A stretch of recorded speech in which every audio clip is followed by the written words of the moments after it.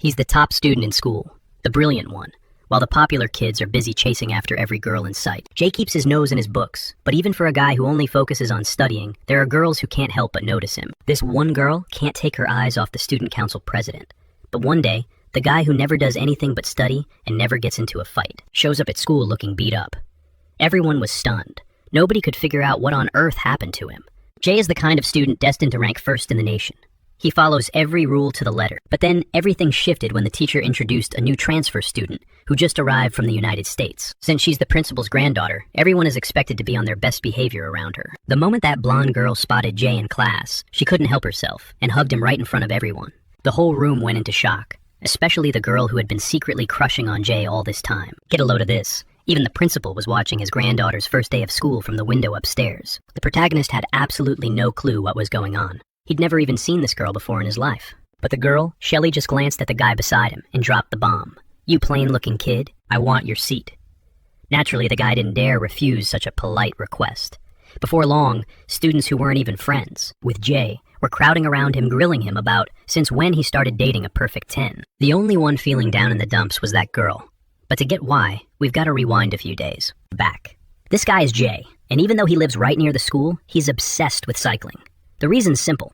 School is a total snooze fest, so he needs that morning adrenaline rush. Every obstacle is just part of the challenge. So Jay tears through the streets like he's auditioning for a Red Bull sponsorship. Construction workers jump back in fear, and couples kissing on the sidewalk scatter when he comes barreling down toward the death trap slope, where even braking is a gamble. Jay isn't fazed. He rockets down at full throttle and pulls off some insane, high-level maneuvers to skid to a halt. The popular kids at school were witnessing this for the first time, and let's just say they weren't thrilled to see someone radiating more main character energy than they were. Some were impressed, but others, they were itching to take him down a peg. Once classes let out, a new kind of chaos began, with everyone surrounding Jay whining about something or other. Jay, however, stayed locked in on his own world, completely ignoring the noise around him. As Jay sat there feeling utterly burnt out, Mia was watching him from nearby. She was caught off guard when her friend poked her, asking what was on her mind. With a smirk, her friend wanted to know if Mia had been hitting the books hard for the upcoming exams. Mia muttered that she was just studying on and off. Her friend nudged her to put in some real effort, unless she wanted to tank her grades. Her friend felt Mia should focus, but not to the point of obsession. Mia figured the student council president was just some robot who lived for textbooks and had zero hobbies. Still, whenever anyone started talking trash about him, Mia was always the first to jump to his defense. Mia couldn't stop singing the president's praises, yet it was obvious to everyone that she thought Jay was something else. That's when her friend realized Mia was totally crushing on Jay. The guy with the black jacket and red hair had every girl in school swooning. Minu was also a massive heartthrob among the girls in class. When Yuna caught sight of Minu, she noticed the whole room buzzing the moment he walked in. As soon as Yuna made a little comment, Minu fired back, calling her a grandma. Yuna definitely didn't appreciate the jab, even less so when Minu stuck his tongue out and threw in another useless remark. It left Yuna pretty heated. Even though her friend told her to keep her cool, Yuna unleashed every insult in the book. Even with her being so hot-headed, an onlooker couldn't help but notice how beautiful Yuna looked, even when she was throwing a fit. Tom Kong was obsessed with even the smallest moves Yuna made. Minu, however, thought his sister was just being a drama queen and preferred to just slip away quietly, acting like he didn't even know her. Despite all the chaos, Jay stayed locked in on his studies. As Minu tried to make a break for it to escape his sister, he decided to say hi to Jay. Jay just completely blanked him, but Minu quickly realized he was being ignored, and he wasn't about to give up that easily. Jay told him he was busy and asked him to get to the point. Minu didn't miss his chance to invite Jay to join the crew. He managed to snag Jay's attention for a second, pointing out that the downhill maneuver Jay pulled off was absolutely insane. Minu mentioned how shocked the whole team was to see Jay clear the slope in a single drift. He was even more floored to find out that Jay was the student council president. Minu explained he came specifically to ask if Jay wanted to join their group. Once again, Minu was blown off and got zero response from Jay. Minu kept trying to grab his attention, but it was a total bust. It looked weird to everyone else, especially since nobody knew they were even friends. Mia, for her part, was dying to know what they were whispering about. Jay clearly wasn't interested and just wanted Minu to stop messing with his study time. Minu couldn't believe Jay really didn't care at all. As he turned to walk away, Minu muttered that it was fine and apologized for the interruption, grumbling that guys like Jay were just plain annoying. Even though Jay didn't seem to listen to a word Minu said, it actually sparked a little bit of interest. Hearing about cycling reminded him of when he was 13 and got his first bike. His uncle had given him the bike, mentioning that while hitting the books was important, it was good to get some fresh air every now and then. He also said that if Jay got better, they could go on bike trips together. Once class was out, everyone flooded out of the school to hang out with their friends. Yuna and Mia were venting about how stressful it is being a teenager. Yuna had always pictured her teenage years being more romantic and epic, but it was just the same old thing every day. Mia told Yuna not to be such a downer, reminding her that tons of adventures were still waiting for her. Yuna wished that fun would hurry up and start, because she was totally over school. Mia suggested she look on the bright side, promising her things would get better during the break. Suddenly, Dom Kang popped up, asking if Yuna wanted to catch a zombie flick with him. Startled, Yuna yelled at him to keep it down, deciding he needed a little punishment. She'd already warned him not to sneak up on her like that, because that's exactly what a creep would do. After the scuffle, Dom Kang realized Yuna could throw a mean punch. As soon as he recovered, he chased after her, pumped to watch the movie on a 90-inch LED screen. Meanwhile, Jay watched his classmates leave from the window while packing up his school supplies. After slinging his backpack over his shoulder to head out, he noticed Minu was back behind him again. Minu explained that he wanted to come back while Jay wasn't busy studying. He quickly added that he just wanted one more chance for Jay to reconsider joining the team. Minu mentioned there was a race that night, and a competitor wanted to challenge Jay. Jay, however, just stared Minu dead in the eyes and said he hadn't even started riding yet. He told Minu to quit bothering him and go find some friends to play with. Regardless, Minu pushed on, bringing up a guy from their group named TJ Quinn. Minu explained that TJ Quinn had been talking trash about Jay's bike, claiming that it was just a piece of junk, nothing special at all. TJ Quinn also barked that he hated seeing someone put so much value on a bike's specs. Minu chimed in that TJ had been watching Jay ride that bike for ages and was itching to challenge him to a race. The meetup spot would be Green Park that very night. Even though Jay didn't say a word, his discomfort with the comments about his bike was plain to see. The park was buzzing that night, packed with people looking to blow off some steam. There were tons of riders showing off tricks and just hanging out. A few of them proved that a bike could be used for so much more than just racing. The Zephyrus team's stunts really stole the show, and a crowd quickly gathered to watch them. Minu was calm and focused when his buddy June decided to mess with him. June pressed a cold soda can against Minu's face, catching him off guard. Smirking, June told Minu to chill out and offered him a drink. After taking it, Minu was certain that Jay would actually show up. Minu replied that there wasn't much to do other than wait. June suggested that if Jay didn't show, he could just practice some racing lines. Then June asked why Minu was so obsessed with Jay. Minu gave his answer. He insisted he wasn't obsessed and told June to keep his voice down, just so nobody would get the wrong idea. June chimed in, saying there was no need for a reason to go biking, especially considering just how skilled Jay was. It was obvious he'd been riding for years. June figured it would be way more fun if Jay just joined them for a spin. Instead of just riding solo, Minu and June were busy trash-talking when another group rolled up. The crew started pestering Minu about where that guy from his school was, since Jay was already running super late.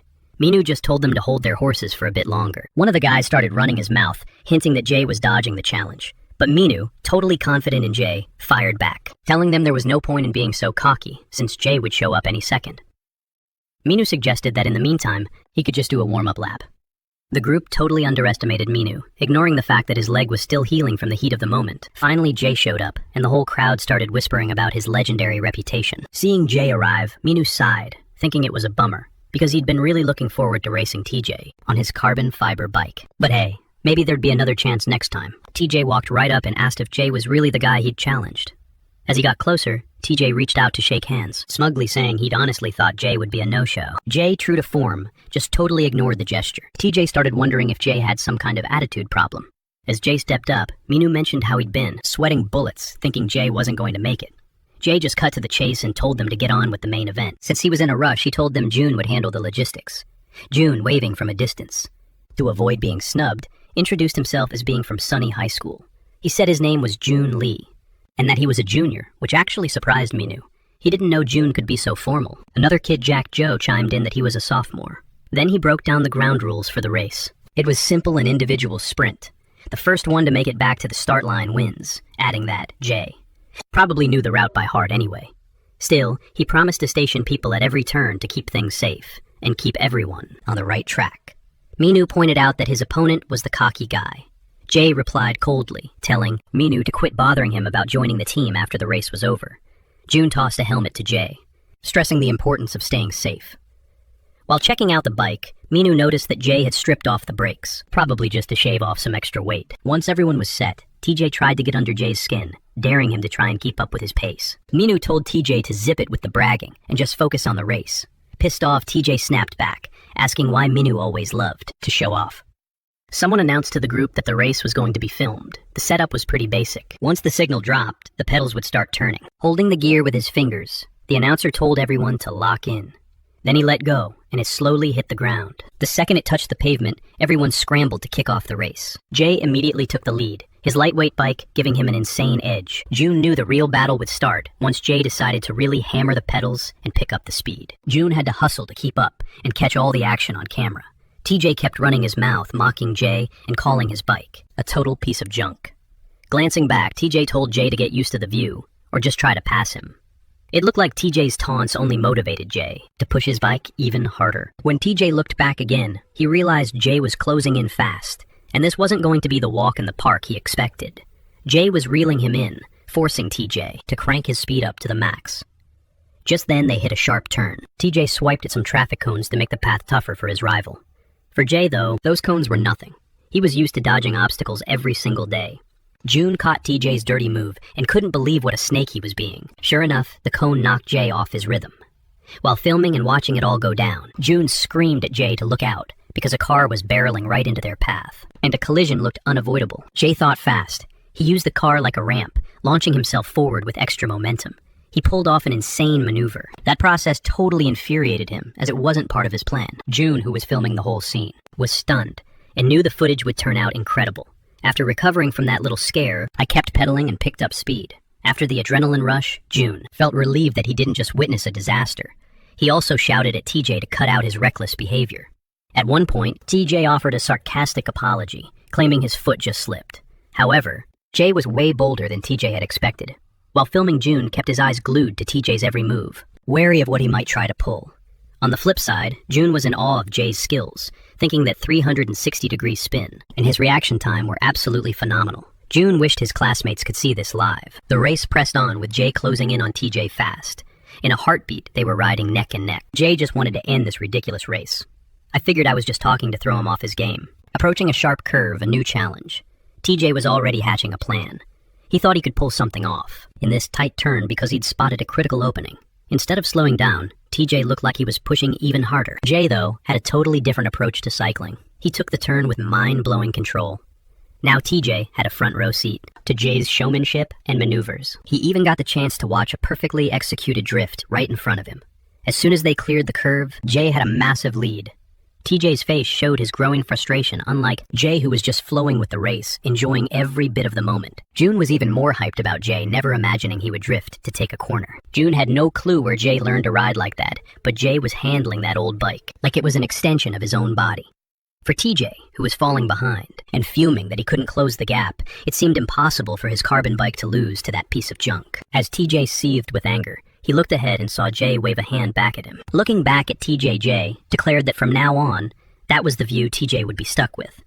This made TJ lose his mind, and he started pedaling in a frenzy. Furious, TJ barked that Jay could just wait because this wasn't over yet. TJ told him he'd catch up, and it was only a matter of time. Looking back at TJ, Jay replied that studying wouldn't be necessary. His goal was to finish the whole thing in 4 minutes. Jay knew that TJ didn't want him to think that just because he was in the lead. The race was already in the bag. Jay looked down on everyone at school, seeing them as nothing more than a bunch of losers. The gap between them started to widen in a flash. June just prayed that nothing bad would happen, hoping they'd all finish in one piece. Jay was pedaling effortlessly, while TJ was pushing himself to his absolute breaking point just to keep up. Seething with annoyance, TJ swore he wouldn't let Jay leave him in the dust that easily.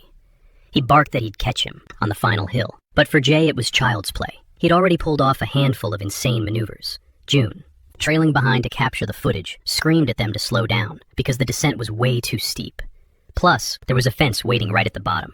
June was terrified that someone was going to get wrecked if they didn't handle the turn perfectly. Still, neither of them had any intention of hitting the brakes, no matter how much June kept yelling at them. Jay, showing off his elite skills, zipped down without even grazing the fence. He killed his speed by scraping against it, just enough to slingshot himself forward, then kept pedaling like it was nothing. But the guy behind him wasn't so lucky. TJ had built up way too much momentum on that slope with a fence, waiting at the bottom. He was in deep trouble. No matter how hard he slammed the brakes, there was no way to stop in time, to avoid a collision. It was inevitable. He was going to hit it. He slammed straight into the fence and his bike went flying. June, who was riding carefully behind, caught the moment TJ wiped out. Jay glanced back, saw the mess, and immediately doubled back to help. After seeing TJ couldn't move, Jay slowed his bike down with that classic cold stare of his. Jay called TJ a loser right to his face, and then just calmly pedaled off. Meanwhile, TJ was peeling himself off the ground, and June scrambled over to check on him, still sprawled on the dirt. TJ was hurting from the injuries, but his pride was taking an even bigger hit. Back at the finish line, people were busy, killing time.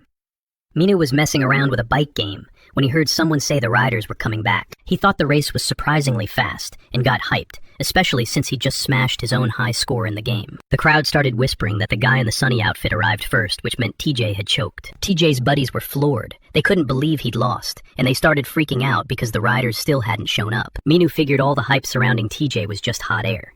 He finally got what was coming to him, though. Minu always did say it wasn't the bike that mattered, but the rider behind the handlebars. He knew he'd have to check the footage once June got back. Jay looked at Minu and told him to remember what he said earlier. Before the race, Jay pulled off his helmet, tossed it to Minu, and pulled up his hoodie. Jay told Minu to stop bugging him at school with all his talk about racing and stop following him around on the way home. Everyone thought he was ice cold. Minu was dying for his friend to arrive so he could get the full scoop on what went down. The moment Minu saw them, he was shocked and blurted out what happened. Minu spotted Jay carrying TJ and immediately started screaming for a first aid kit. The onlookers were asking what the hell happened and suggested rushing TJ to the hospital. TJ, gritting his teeth in agony, couldn't handle the sheer humiliation of the situation. Even while busted up, TJ was still acting arrogant, demanding that the guy responsible for his crash be brought to him. Back home after the race, Jay noticed the place was empty since his mom was on shift. His brother Keijo asked Jay where he'd been goofing off, suspecting he was out riding his bike again. Jay didn't say a word and just leaned down to kick off his shoes while his brother wouldn't stop lecturing him about college and entrance exams, insisting he shouldn't be wasting time on a bike with his friends.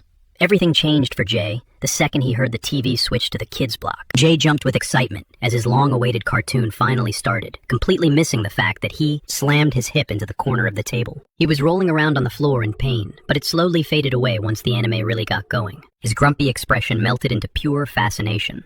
Despite acting like such a grown-up, Jay was a total softie whenever a cat-themed show came on TV. Keijo took advantage of Jay being distracted to jump in the shower and wash off the sweat from his own run.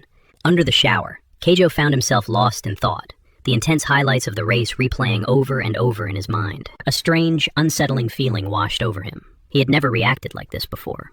The next morning, Jay was already prepped for school. While checking his bike's tires, Jay noticed they were completely trashed from yesterday's race. That wasn't good. As he stood there dwelling on it, his brother stepped out and started watching him like a hawk. Keijo demanded to know what was wrong with the bike and grilled him on whether he was actually planning to ride that thing to school. Watching his brother gear up, Keijo couldn't help but think Jay was becoming obsessed with cycling. Jay, however, didn't spare a single thought for his brother's warnings that biking in the morning was just a waste of energy. A student shouldn't be burning themselves out so early, he argued. But Jay, already set on riding, simply said goodbye.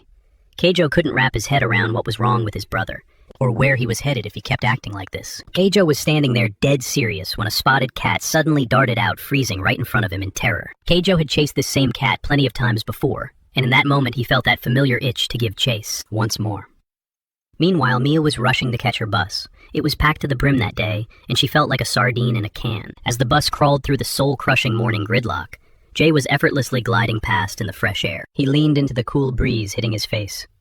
Inside the bus, everyone was griping about the chaotic bumper-to-bumper traffic. Mia scanned the area, feeling totally checked out from the idle chatter of the boys nearby. Suddenly, her eyes locked onto something that made her flush instantly. It was her crush, effortlessly coasting by on his bike. Seeing him head to school on two wheels made her completely forget how miserable the cramped bus ride was. Soon enough, those same boys realized that a bike could easily beat the bus. They started thinking they might need a faster, more comfortable set of wheels themselves. Meanwhile, inside a luxury car, stuck in that same nightmare traffic, a young man let out an annoyed growl. His chauffeur was doing his best, but they were barely inching toward the school gates. But when the guy spotted a cyclist likely to reach campus way before he would, he barked at the driver, saying he'd rather hop on a bike than sit rotting in this car. As Jay kept pedaling along, the school principal, who was a total bike enthusiast himself, pulled up alongside him.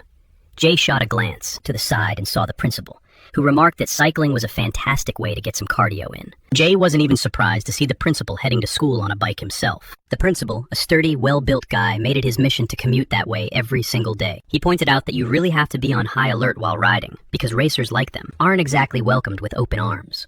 The streets and sidewalks were just too dangerous for cyclists. And unfortunately, even the bike lanes didn't offer total protection. Grinning, the principal told Jay to put the shop talk on hold and really pick up the pace. Jay laughed, quipping that he and the student council president definitely couldn't afford to be late. At the school gate, a scene was unfolding as some students were being pulled over. A sophomore was being singled out for a dress code violation, or maybe his flashy attitude. He tried to slip past unnoticed, but got busted because his hair was a wild, unnatural color. When they confronted him, they mockingly asked if he'd accidentally spilled orange juice all over his head. On top of that, he wasn't wearing his ID badge or carrying his bag. He claimed he'd already left them inside. Yeah, that definitely wasn't the answer they were looking for. When Jay and the principal rolled up, they saw the whole chaotic mess playing out this early in the morning. The principal wanted to know what was going on, and the staff member explained he was just enforcing the school's code of conduct. The principal sighed, saying that was a pretty lousy way to start the morning. It looked like the students gathered there were all the campus lookers. The principal wanted to make sure the school's reputation stayed intact, and urged the students to pay more attention to their uniforms. They all put on their best innocent faces, promising the principal they'd sharpen up their look. A second later, they bolted like a bunch of troublemakers. Still, that handsome orange-haired student paused, his ears perking up as some gorgeous girls walked onto the scene. He thought to himself, since when did this place have such stunning girls hiding around the corner? Since he looked so small and cute, he caught their eye, and they invited him over. Around lunchtime, the principal couldn't help but notice the kids still had that youthful charm. The janitor reminded the principal that he had a lecture scheduled for that morning. The classroom was rowdy, people chatting away while others were just trying to catch some shut-eye. Yuna was showing Mia something on her phone, a photo of the principal, along with some explanatory text. She claimed it was all essential material for the lecture. He definitely had style. Yuna caught Mia staring at someone and grilled her on why she was doing that.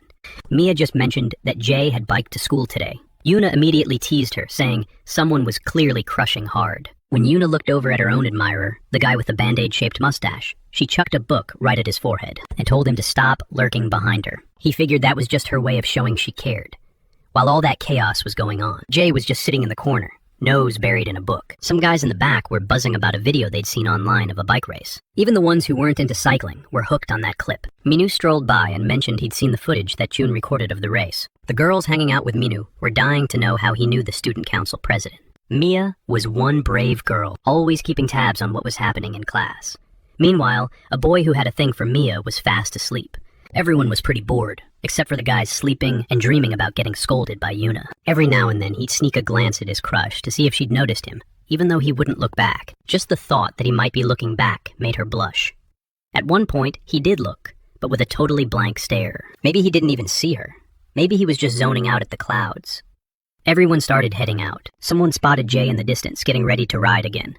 Unable to help himself, Dom Kang wanted to take it for a spin for just a second, so he put a hand on Jay's shoulder and asked. Dom Kang got completely ignored and had no choice but to watch Jay ride off into the distance. Jade walked up and told Dom Kang he wasn't about to lend him the bike, warning him that he'd probably just wreck it. Dom Kang felt his mood lift the second he heard Yuna's voice. Beaming with happiness, Dom Kang asked Yuna if she'd noticed how glowing and radiant his skin looked today. Yuna shot back that his face was just greasy because he'd slept through the whole lecture. Dom Kang didn't give up, repeatedly telling Yuna to stop pretending she didn't like him because he'd caught her staring at him while he was snoozing. That's when Yuna gave a playful kick to the back of Dom Kang's leg and politely told him to zip it. On the way home, Jay was riding along when he heard a noise coming from the tires. Jay pulled over to check it out and realized his bike finally had a flat. That's when TJ and his crew showed up asking Jay if he needed a hand with that piece of junk. Jay, barely recognizing TJ with those glasses and his weird face, asked if TJ even remembered him. Dom Kang was walking along feeling pretty proud of himself since he'd gotten Yuna's attention, even if his body was sore from it. Since he'd napped way too long during class, he had to hustle to make it to work on time. That's when Dom Kang spotted Jay in the distance, the same guy who wouldn't let him ride the bike earlier. Dom Kang noticed Jay wasn't alone. Some troublemakers looked like they were giving him a hard time. TJ asked if Jay had a good sleep, because TJ certainly hadn't, and his forehead was still killing him. Jay, having no clue who he was talking to, asked TJ who he was. That sent TJ into a rage, thinking Jay was mocking them, or just blowing them off. Kicking Jay's bike, TJ accused him of acting all high and mighty, just because he'd won with that heap of scrap metal. Watching his bike hit the ground, Jay couldn't hold back anymore, TJ ranted that Jay had humiliated him in front of everyone with that pile of junk, and now he was acting like he didn't even exist. But Jay wasn't in the mood to listen. He clocked TJ right in the jaw to shut him up and pay him back for kicking his bike. At first, Jay didn't really look like much of a fighter, since that punch barely even fazed the guy. Still, it was enough to send TJ and his goons into a blind rage. They jumped Jay, giving him a brutal beatdown, and stomping his glasses into the dirt. Then TJ crouched over Jay, sneering, and asking him how he planned on showing his face in class tomorrow. TJ kept goading him, asking if he remembered him yet, but even after all that, Jay just blanked on him. TJ growled that maybe Jay needed another lesson to jog his memory. That's when Dom Kang stepped in, grabbing everyone's attention with his sheer audacity. TJ didn't have a clue who he was, so he just wrote him off as some total loser. Dom Kang piped up, calling them out for how pathetic it is that bullies always need to roll 3-on-1. With that, he dropped his backpack to the ground, without even cracking his knuckles. Dom Kang calmly declared he was jumping into the fray. TJ scoffed, asking if this guy was lost. That's when TJ's buddies started whispering, frantically asking if he seriously didn't know who that was. His eyes went wide as they muttered about Dom Kang warning him that this guy was dangerous. The vibe shifted instantly. Whatever they told him, it worked. TJ backed off. TJ glared at Jay, muttering that he couldn't stand losers like him in this school. He added that Jay should thank Dom Kang for saving his skin, calling him lucky. Then TJ and his crew took off, before things could blow up any further. Dom Kang realized he wasn't just impressive, he was flat out intimidating. The mere sight of him had sent TJ running. Dom reached out a hand to help Jay up, but Jay just completely blew him off. After pulling himself up, Jay muttered that he was fine, and told Dom to just forget it and get lost. A confused Dom touched his hair, wondering why everyone acted like they couldn't stand him. Nearby, Mino was walking with two girls, planning to hit up karaoke. But right in their path, Mino ran into TJ, who had some history with him. Before heading out, TJ made a sarcastic jab about how nice it must be to have all that cash, implying that was the only reason Mino had girls following him around. Still, Mino killed the plans with the girls. The second he saw TJ, he apologized to them, promising to reschedule their karaoke night. The girls looked visibly annoyed. Dom Kang was trying to tell Jay that his bike was totaled, and he was in rough shape. That's when Mino stepped in, looking shocked, asking what happened to Jay's face. Did he get into a fight? Dom explained that some jerks from another school jumped Jay. When Dom stepped in and cut them off, TJ knew exactly what that meant. Those goons were definitely looking to get even. Jay snapped at TJ, asking if he was satisfied with the answer, then told him to leave him alone. Mino felt guilty, apologizing for dragging Jay into this mess. Dom just told Jay to brush it off and never talk about that crew again. Still, he was worried sick about Jay's injuries, and insisted he get to a pharmacy. Jay refused to take any handouts, but Dom doubled down, insisting that something was clearly wrong with him. Dom even offered to walk him home, but Jay flat out told him to stay out of his business. Frustrated by the standoff, Dom decided to take drastic measures. He stepped forward, got right up in Jay's space, and with one swift move, knocked him out cold. Mino shouted, asking why he'd do that. It wasn't necessary. But Dom just shrugged it off, saying it was nothing, compared to what Yuna would have done. Still, Mino couldn't believe he'd sucker punch a guy who was already hurt. Dom insisted that if he hadn't stepped in, they'd be arguing until the sun went down. Dom scooped Jay up, slung him over his shoulder, and started walking like it was nothing. He told Mino to grab the bike. When Mino asked where they were headed, Dom admitted he had no clue. It turned out neither of them had any idea where Jay actually lived. The girls nearby whispered about how rough Dom was being. Mino took off toward the pharmacy. He needed to pick up some meds and bandages for Jay. While he was gone, Mino noticed that Dom Kang had dropped something on the ground. Then, they both just stood there staring at an unconscious Jay, completely lost on what to do. Neither of them knew his address. As they wandered into a nearby neighborhood, they spotted someone looking at a phone screen showing a picture of a white cat. It was Keijo Jay's brother, who was just passing through and planning to swing by home before heading off to class. A heated conversation from nearby caught Keijo's attention. He figured it was just some Sunny High bullies, but then he noticed someone lying unconscious right next to them. He took a closer look. Keijo's heart skipped a beat. He recognized that face. Who was this kid? That's when it hit him. It was his brother Jay. He gasped in shock, and the sound grabbed the attention of Dom and Mino, who were still brainstorming nearby. Dom Kang. He was sure he heard the kid whisper Jay's name, and Mino caught it too. A terrified Keijo froze, not knowing what to do, while the two guys stared him down. He was scared out of his mind that he was about to be their next target. Mino wondered if the kid knew Jay, while Dom Kang was convinced they were related, trying to avoid eye contact. Keijo mumbled that he didn't know the boy, and calmly started to walk away. Dom Kang wasn't buying it for a second. He was dead certain he'd heard the boy. He'd heard him say Jay's name. Mino watched him closely and felt a strange sense of familiarity. The kid reminded him of someone. Then Dom. Mino put the pieces together and realized the boy looked just like Jay, only younger. That's when they realized Keijo was lying. He was definitely Jay's brother. Dom and Mino couldn't believe it, even seeing his own brother passed out. Keijo was trying to act like a total stranger. Furious, Dom and Mino demanded to know why he was acting so cold and trying to run away. Dom Kang hoisted up the still unconscious Jay, and Mino grabbed the bike. The two of them started trailing Keijo. After a bit, everything finally clicked. Keijo realized they were actually his brother's friends. When asked why he'd ditch his own brother, Keijo explained he'd bolted because he assumed Dom and Mino were going to beat him up or something. Keijo insisted that he was the one who had to take care of Jay. That's when Dom Kong realized how selfish he'd been acting. Keijo noted that despite all the running and fighting, it looked like Jay had chosen his friends pretty well. Once they finally made it to Jay's place, they tucked him into bed, and Dom Kang started patching him up with bandages. After cleaning up Jay's forehead, Dom finished the tough job doing everything he could. Now, it was up to the patient to wake up. Keijo, however, couldn't wrap his head around his brother having such an annoying group of friends. Mino asked about the bandage under Dom Kang's nose, and Dom Kang revealed he had his own little secret. Curiosity getting the better of him, Mino pulled off the bandage to see what was hiding underneath.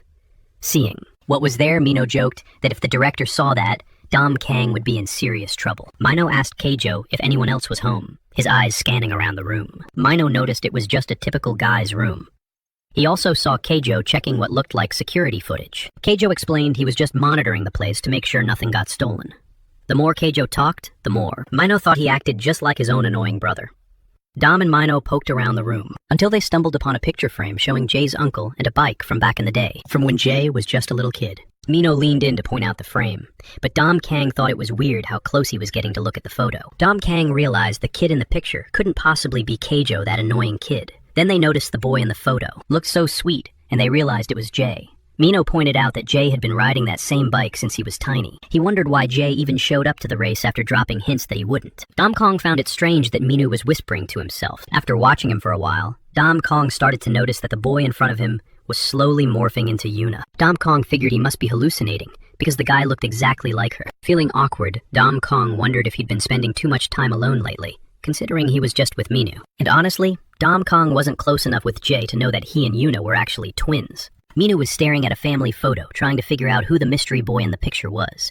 Suddenly Jay, his face covered in bandages, woke up and demanded to know what the hell they were doing in his house, referring to Minu and Dom Kong. They traded nervous glances before asking if Jay had finally woken up and slept well. Jay got up, marched right over, and snatched the photo frame from their hands. Furious, he told them to keep their hands off his stuff and to get out. Minu quickly grabbed a mirror and shoved it in front of Jay's face, explaining he'd only brought him here to look after him. Dom Kong, looking smug, declared that he didn't need a thank you, because he was just doing his duty. In one swift move, Dom Kong ripped all the bandages right off Jay's face. Jay told them he wasn't in the mood for a fight. He was exhausted and just wanted them out of his sight. Dom Kong rested a hand on Jay's shoulder, asking if he was really going to kick them out like that, Minu. Dom Kong and the others decided Jay wasn't exactly being friendly, especially since they were only there to help. They figured it was time to open Pandora's box. They were dying to see what was on Jay's computer. Jay was livid, telling them to stay away from his PC, but they completely ignored him and went for it anyway. They did it. While Minu kept Jay pinned down, Dom poked through everything Jay had been studying on the computer with a judgmental grin. Dom Kong told Jay he was about to show him the dark path into a whole new world. Dom Kong added that Jay should be grateful they stopped by, but Jay still wasn't having it. He didn't want them messing with his computer. Meanwhile, Keijo thought it was probably better to just head to class, because he felt like he was wasting way too much time on these three. Finally, Dom Kong finished setting up the link. Dom Kong asked if they were ready, and right then Jay's brother burst through the door. Seeing what was on the screen, Jay's brother realized he was staring at the forbidden stuff. Everyone crowded around to get a look at what Dom Kong had pulled up on the computer, even though he was blushing, just like the rest of them. Jay's brother was actually ticked off that these idiots had downloaded such useless files. He complained that his computer was a mess and hesitated for a second, checking to see if anyone was coming before he could delete or hide the content. I'm back. This time, I'm back to deliver a message from their mother. A little further away, Minu and Dom Kong were talking about the video. Minu really liked Keijo's style and suggested they hang out more often. Minu and Dom Kong agreed to catch up at school the next day since they both had plans. That was when Minu remembered he had his part-time job right after school. Minu wanted to end the day on a high note. As his phone rang, Minu decided this was the perfect opportunity. Minu rounded up the crew and called an emergency meeting for that night, demanding everyone be there. It was crucial that TJ and his gang showed up. The whole group was gathered, just like Minu wanted. though plenty of them were grumbling about the meeting. Hearing the complaints, TJ just smirked and said if anyone had a problem with it, they should take it up directly with Minu. Some people started wondering if there was beef between Minu and TJ, since TJ's attendance had been specifically requested. Playing dumb, TJ replied that this wasn't the first time Minu had pulled something like this. However, June chimed in saying that regardless, Minu was the one who started the team, so he deserved to be heard. June added that there had to be a real reason for calling everyone together. At that moment, TJ pointed out that June was just backing up his friend from the same school. His words made June uncomfortable, but before he could fire back, he noticed Minu walking up. Minu looked incredibly serious, like something major had gone down. TJ, oblivious to Minu's mood, kept cracking jokes. Looking even more annoyed than when he first arrived, Minu straightened his jacket and slipped a ring off his finger. Minu declared that he was going to settle things with TJ once and for all. Without a second thought, he lunged forward and leveled a punch straight to the guy's face. The impact sent him crashing to the floor. He actually needed a hand just to get back up. Everyone was stunned. Nobody had a clue what was going on. People started shouting, demanding to know why Minu was acting so unhinged. Minu glared at him and snapped that he needed to stop bad-mouthing the team and pack his bags while he still could. The whole room went quiet, completely blindsided. They all wanted to know what the hell he meant. TJ fuming barked back at him, asking why he'd clocked him out of nowhere. Minu didn't miss a beat, telling him to quit playing dumb. He wasn't interested in keeping any dead weight around, especially someone like TJ who keeps targeting his own teammates. A smirk crept onto TJ's face as he asked if Minu was referring to the student council president, the guy he'd already called a loser. He insisted it was obvious that Minu hadn't realized who actually started the fight. Then TJ dropped the bomb, arguing that if anyone needed to get kicked off the team, it was Minu. Minu stood there confused for a second. Before it clicked, TJ was trying to take his spot. Standing nearby, his friend June watched the tension spiral into total chaos.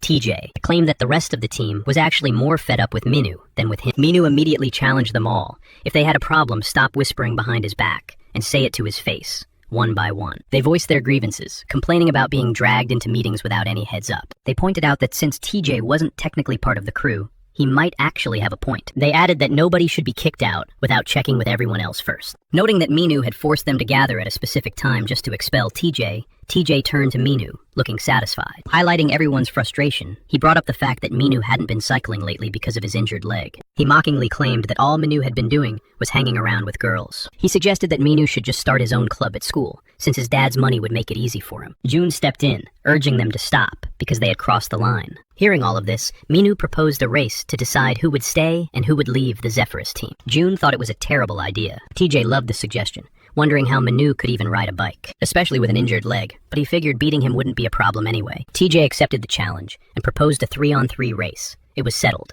3 riders from each side would go head-to-head, and the losers would have to leave. Minu said he'd be happy to take all 3 of them on by himself. However, June insisted on joining the team, knowing it would be too much for Minu's leg. Still, no one else stepped up to take the 3rd spot, turning this into a showdown between Sunny High and Mountain High. Teddy joked, asking if anyone else wanted to volunteer, for Minu's team adding that anyone willing to leave with those idiots was more than welcome. Silence was their only answer. So it was agreed that the competition would be Sunny High versus Mountain High. Satisfied, TJ was happy it was a 2-on-3 race. Minu, TJ, and June locked eyes for a moment. Meanwhile, school life can be pretty dull, often lulling students to sleep. That's exactly what happened to a young student who dreamed that a giant dragon appeared. After collecting magical spheres, the dragon was able to grant a single wish. The student wished for a perfectly proportioned body, just like Chris Hemsworth's. The dragon said that was easy. All he had to do was eat a specific mushroom. Feeling thrilled, he took a bite. After feeling intense agony, he transformed completely. Everywhere he went, he made young girls' hearts skip a beat. He became a handsome young man, wearing a classic Chesterfield coat, the kind that only tall men can truly pull off. These coats create a slim silhouette, but hide a muscular build. Every girl admired his posture, wanted a man like him, and asked if he had a girlfriend. Being very gallant, he told them he could charge their heartbeats as currency. They all agreed to pay, by pressing his head against their ample chests. At least this way he could hear several hearts beating at once. The situation was so comfortable that he was drooling on his desk while sleeping. Gradually, someone called out to him from a distance. Slowly he opened his eyes and saw his classmate feeling miserable that it was just a dream. Shin Young asked him what that was about as he mumbled something about several girls pressing his head. When she pressed for details, he brushed it off, saying it was nothing, and thanked her for the milk carton that she had brought. He had a habit of calling her little one, which discouraged her a lot while he drank the milk. He imagined the sweet taste of calcium, making him grow taller. Just then a friend walked up to him, slapping an arm around his neck in a friendly headlock. That sudden move made him choke and spill most of the milk he was drinking. Someone wanted the girl to go somewhere with him, but another girl wouldn't let her pass. So he recorded the romance between friends without missing a beat, finding it very interesting. By the way, in the background, Jun and Minu asked Minu what he planned to do. The answer was obvious. Minu planned to win and kick him out of the group. Jun looked worried, wondering how Minu was going to pull that off when his leg hadn't even fully healed yet. Minu just laughed it off, saying his doctor told him that some light cycling would actually speed up the recovery. Still, Jun warned him that a little bit of biking wasn't going to cut it for the actual race. He added that with the relay format, they were at a huge disadvantage. Jun suggested they reach out for help from the student council president, Jay. Minu hated that idea. Minu didn't want to drag Jay into the team's messy drama, and Jun was starting to get really stressed out. Meanwhile, over in class, student council president Jay was bored, doodling little bikes in his notebook. He was deep in thought when someone slid an envelope onto his desk. He looked up and saw it was Mia. She looked at him and said it was something to help with his injuries. She seemed genuinely concerned, but Jay just shrugged it off, saying he never asked Mia to get him anything. Seeing Jay brush off her kindness like that, Mia slammed her hand on the desk.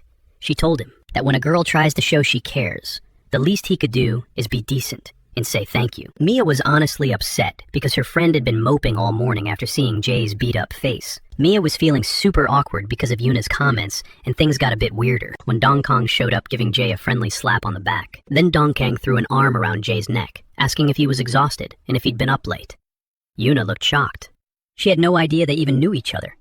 Kang explained they'd been connected through a screen. Yuna didn't have a clue what Dongkang was rambling about, and neither did Mia. A guy walked up and told Jay that a senior was looking for him out in the hallway. Dongkang figured Jay was just becoming way too popular, but he brushed it off and went right back to doting on Yuna. Yuna was showered him with affection. Rumors were flying that the two were dating, and they were acting pretty strange. While some girls were busy gossiping about Yuna and Dongkang, they didn't even notice the third-year guy standing right there. When the girls finally saw him, they turned bright red. But Jun was a pretty chill guy. The girls scurried off, whispering about how handsome he was, though one of them mentioned she'd heard he wasn't interested in girls. Jun overheard them and felt super uncomfortable, since that wasn't the case at all. Jun's expression shifted, though, when he spotted Jay's bruised face. Jun still didn't know about the situation with TJ. That was when it hit. Jun. Maybe that's exactly why his friend Minu was so incredibly angry at TJ. Jun noticed the way Jay was looking at him and thought maybe Jay didn't recognize him at all. He even started to wonder if Jay had some kind of face blindness. So Jun spent the next 5 minutes explaining who he was and exactly how they knew each other. It actually worked. Jay finally put the pieces together and remembered they'd met before. Jun took the chance to ask for a favor and filled him in on what Minu had been up to. After seeing the look on Jay's face, Jun told him he didn't want to drag him into his mess anymore, but he just couldn't bring himself to abandon his friend. Jay cut him off dead serious and said he was done being involved with their crew. Jun tried to reason with him, explaining that everything had become completely twisted, and that if Minu lost, he'd be kicked off his own team. Jay didn't even blink, asking why he should even care. Still, Jun let it slip that the race was going down that night at 8 o'clock, at the same spot as last time. Jun added that if Jay had a change of heart and decided to step up, he'd be there. The gang was already gathered at the starting line, the air thick with talk of who was going to take the win. The loser would be exiled from the group, and you could feel the pressure mounting. A little ways off, Jun sat on a bench tightening his shoelaces. Minu was feeling pumped and called out to Jun, telling him it was time to get this show on the road. In truth, it was already 8 minutes past the start time, and Jun realized he had been waiting on Jay. Jun started losing hope that Jay would show up, and without him, things looked pretty bleak. TJ's team was feeling cocky, knowing their 3-on-2 numbers gave them the upper hand right from the jump. Jun noticed TJ had slapped a brake on his bike, probably still spooked by that wreck in the last race. John also asked if TJ had swapped his front wheel for an 8mm carbon one. TJ, being his usual self, started cracking sarcastic jokes, pointing out that Minu hadn't touched a bike in ages. With a smug laugh, TJ told Minu to take it easy, or else he might end up hurting his other leg too. Fed up with TJ's constant jabs, Minu decided it was high time to kick off the race. Before they could start, the rules were reviewed, but everyone's attention shifted to a girl rolling up on a scooter. She instantly grabbed every guy's attention with a bold entrance as she flipped off her helmet. She chirped that she was glad she made it on time and introduced herself as Harley. She explained that she was a host for a cycling show on the web channel, Paprika TV. She'd caught wind of the race and decided to check it out. As she shook out her hair, Harley revealed a stunning face that had all the guys blushing. She also mentioned that she hoped to stream the race live, if everyone was cool with that. Minu, ever the charmer, declared it would be an honor to have such a beautiful woman documenting the event. TJ was thrilled at the idea, excited to humiliate Minu online. Harley quickly checked her 4G connection and fired up her live stream. As usual, the viewers found it addictive to watch such a high-stakes race live, knowing it would decide who got kicked out of the group. The official explaining that the race had been briefly paused by the arrival of Harley got things back on track. He explained that this would be a standard relay race, where participants would hand off the baton. Instead of physical batons, they'd be using LED bracelets. When enough pressure was applied, they would snap right onto the wrist. He demonstrated how to lock it by pressing down on the right spot. In short, the racers had to drop the bracelets at designated spots, and the first team to complete the handoffs would take the win. The losing team, as everyone knew, was getting cut from the group. They asked the leader of the losing team if he was really ready to go head-to-head. He didn't quite catch the question, but with a 3-on-2 advantage, the race already looked completely lopsided. The leader then told them to stop sweating it, claiming it didn't matter if the other team had more members. They all agreed that at the end of the day, no one could complain about it being unfair. The competition kicked off, and a member from each team stepped up to grab their bracelet. Right from the start, Minu would be facing off against TJ. Both of them were already going at it, lunging for their bracelets. Harley announced to her audience that the showdown between Sony High and Mountain High was about to begin. She declared that she was ready to film and share every second with the viewers. TJ was locked in, ready to teach the loser from the rival school a lesson. The first racer from Mountain High would be Young Min, and his opponent would be June. Minu noted that the first section of the track was full of sharp curves, meaning the bike wouldn't offer much of an advantage. June was stressed about whether he could muscle through the last 2 legs with his leg in its current state. The real issue was that June didn't know if TJ would be the second or third rider, and he had to figure that out one way or another. With no other options, June's friend agreed to provide support for the match, ahead, letting June focus entirely on his own performance. June then told his friend not to push himself too hard, since June was already prepped to start and handle the rest of the course.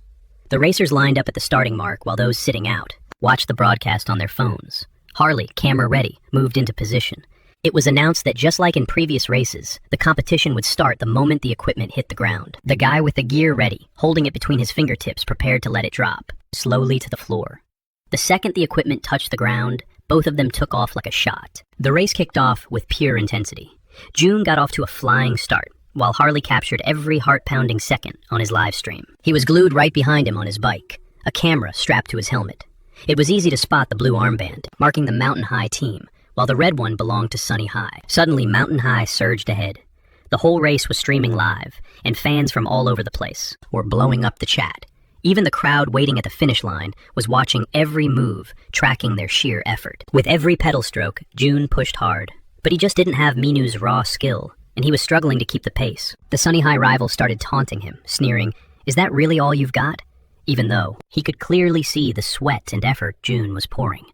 The Sunny High rider pushed hard to close the gap, and almost pulled it off. The guy from Sunny High got suspicious, thinking June was up to something, because he didn't snap back at the insults. June stayed ice cold and silent, deciding it was smarter to focus on widening the lead.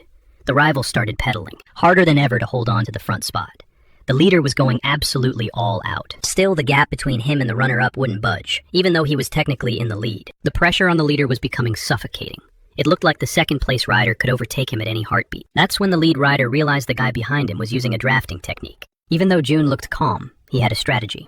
Harry, the commentator, caught on to the drafting too, and quickly explained to the audience that this move slices right through the wind. It's a classic technique used to cut down air resistance in motorcycle and bike racing. In the cycling world, they call it drafting. The commentator called it a genius strategy for a high school race. The crowd thought June was just coasting behind the leader, waiting for the perfect moment to strike. Still, passing June wouldn't be a walk in the park. Since Minu, nobody thought it was even possible. However, the rival rider was convinced that once they cleared that last hill, the conditions would shift in his favor. When the Sunny High rider finally zoomed past June, he sarcastically thanked him for breaking the wind. That made June's opponent absolutely livid. But what really stung was the overtake itself, which officially put the Sunny High guy in the lead. At the end of the day, it all came down to pure muscle power. The leader clicked into a higher gear, pedaling with every ounce of energy in his soul. Those watching from behind spotted the shift and realized he'd just leveled up his speed. The word went out that the Sunny High rider, the one with the red armband, had snatched the lead. It was a massive shock. The Sunny High rider blew past his rival. Especially on the incline, he slowly started leaving the Mountain High competitor in the dust. The gap began to widen, growing too massive to bridge in such a short time. June's friends watching the feed were stunned. Meanwhile, the rival fighting for second place couldn't wrap his head around how June climbed that fast. Further up, the two riders who had already finished their relay legs were getting ready for the final stretch. The hum of Harry Lee's scooter grew louder as it approached. It was a sign that they were closing in on the finish line. Minu told his teammate to get ready and wished his opponent luck, thinking his guy might still make a comeback. Minu had no idea what he was talking about, totally clueless about who would hit the finish line first. Minu asked Ji-won if his teammate could actually top June, and then the worst-case scenario happened. Minu saw with his own eyes that it wasn't his teammate approaching, but June. June pointed ahead, and Minu quickly spotted the rider tearing toward them. This left Ji-won completely rattled, because it meant a huge disadvantage for his team. June was out in front, totally alone. Minu watched with pride, knowing exactly what June was capable of, and June shot him a smile back. With that burst of positive energy, Minu told his opponent they'd reach the finish line any second now. June ripped off his armband, ready to tag his teammate, and wished Minu good luck, then took off, determined to seal the win. The commentator piped up, noting that the second rider from Sunny School had already snagged the relay bracelet, and he was off taking the lead.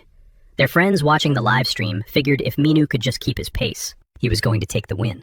Harry, perched on her scooter, was positioned right behind the Sunny School rider. She saw that the Sunny School guy was way out in front, leaving the other rider in the dust. Soon, he would be hitting the third and final leg of the race. All the team members watching the feed noted how fast he was flying, likely well aware that Minu and June were a duo. Meanwhile, June was downing an energy drink to get his head in the game. Even though he looked like he was zoned out, June was just praying that his friend wouldn't push himself too hard and aggravate that old injury.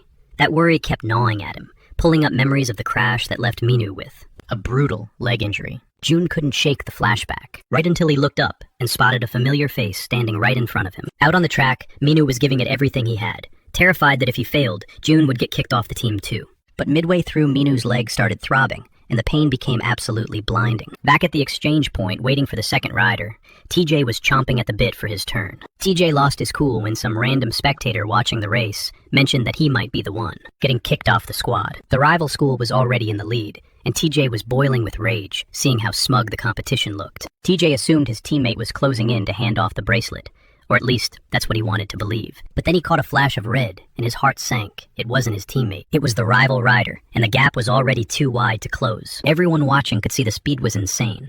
It looked less like a bicycle and more like a motorcycle. TJ was livid at his teammate, who should have arrived way earlier during the rougher stretch of the course. Way back, gasping for air and completely drained, TJ's teammate, the one supposed to pass the bracelet, was struggling just to pedal, with any kind of strength. On their phones, the live viewers were losing their minds, realizing the Sunny School team had already hit the final straightaway.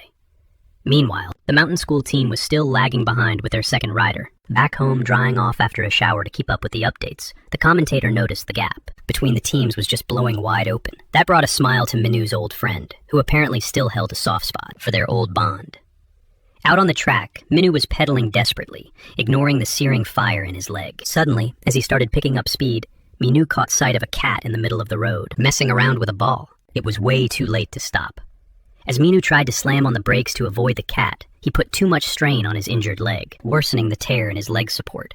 Minu crashed to the ground with a sickening thud. The commentator described every harrowing second of the accident, leaving everyone watching the live stream in complete shock. June, his loyal friend, was absolutely devastated, while Minu lay on the asphalt, realizing his race was over. The commentator rushed over to provide emergency first aid to Minu and announced that the broadcast would be temporarily cut due to the crash. She shut down the live stream, leaving all the viewers hanging. June knew deep down that Minu never should have been racing like that, especially with a bum leg. Oblivious to the wreck, he kept pedaling as hard as he could, thinking he still had a fighting chance to close the gap. Further down the road, to his utter shock, he spotted Minu's bike sprawled on the ground, and the commentator tending to him.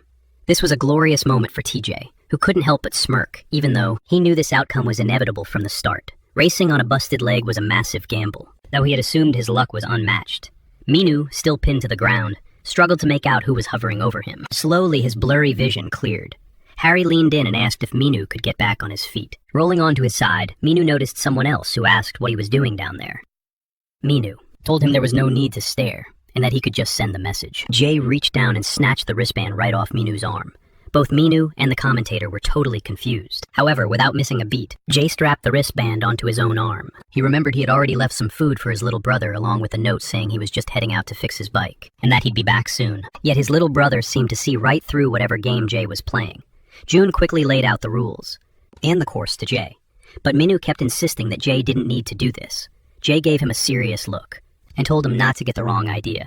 He was only doing this because he had some business to settle. Minu knew that wasn't the whole truth, so he forced a smile. In that moment, Minu called out to Jay and tossed him his helmet.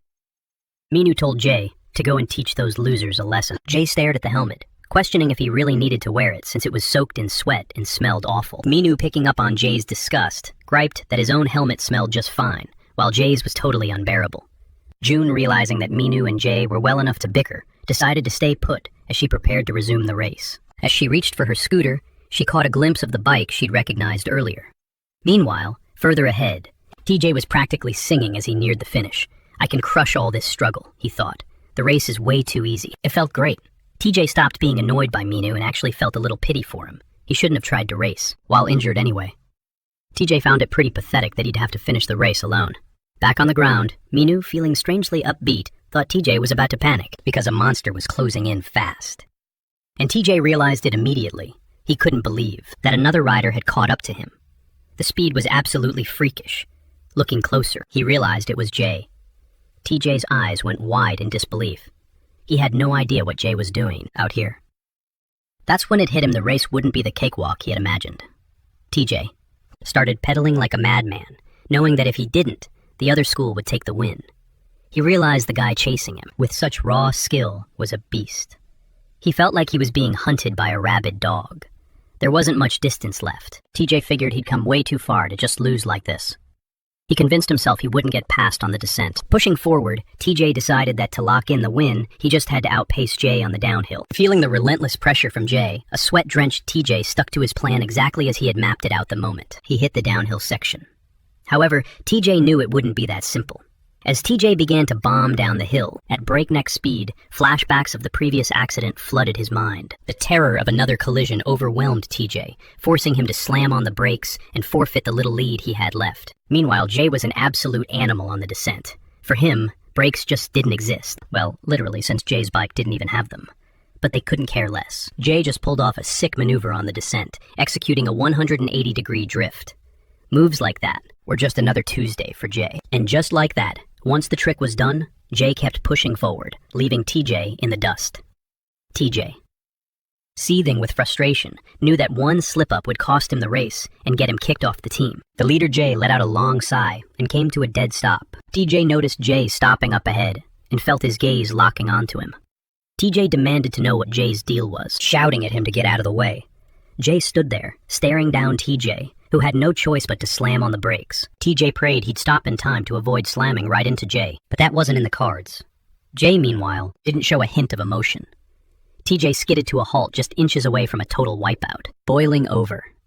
TJ wanted to know if Jay had lost his mind pulling a stunt like that. Jay just fired back, saying he was only there because TJ had kicked his bike the day before. The question came out of nowhere, catching TJ completely off guard. Jay pressed on, saying he wanted to settle the score, once and for all, and see who was actually faster. So TJ wanted a challenge. Fine, especially since Jay was looking to return the favor. Jay declared it was a no-rules race until the finish line. Glancing at TJ, Jay sneered, wanting to see if that carbon fiber ride of his was really as fast as it looked.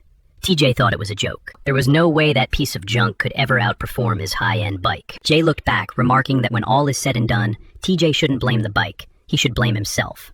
And TJ, hating the vibe of this conversation, told Jay to shut his mouth and just go. They both lined up, squared off at the starting point, and took off like a shot. Both were dead set on going all out to leave the other behind.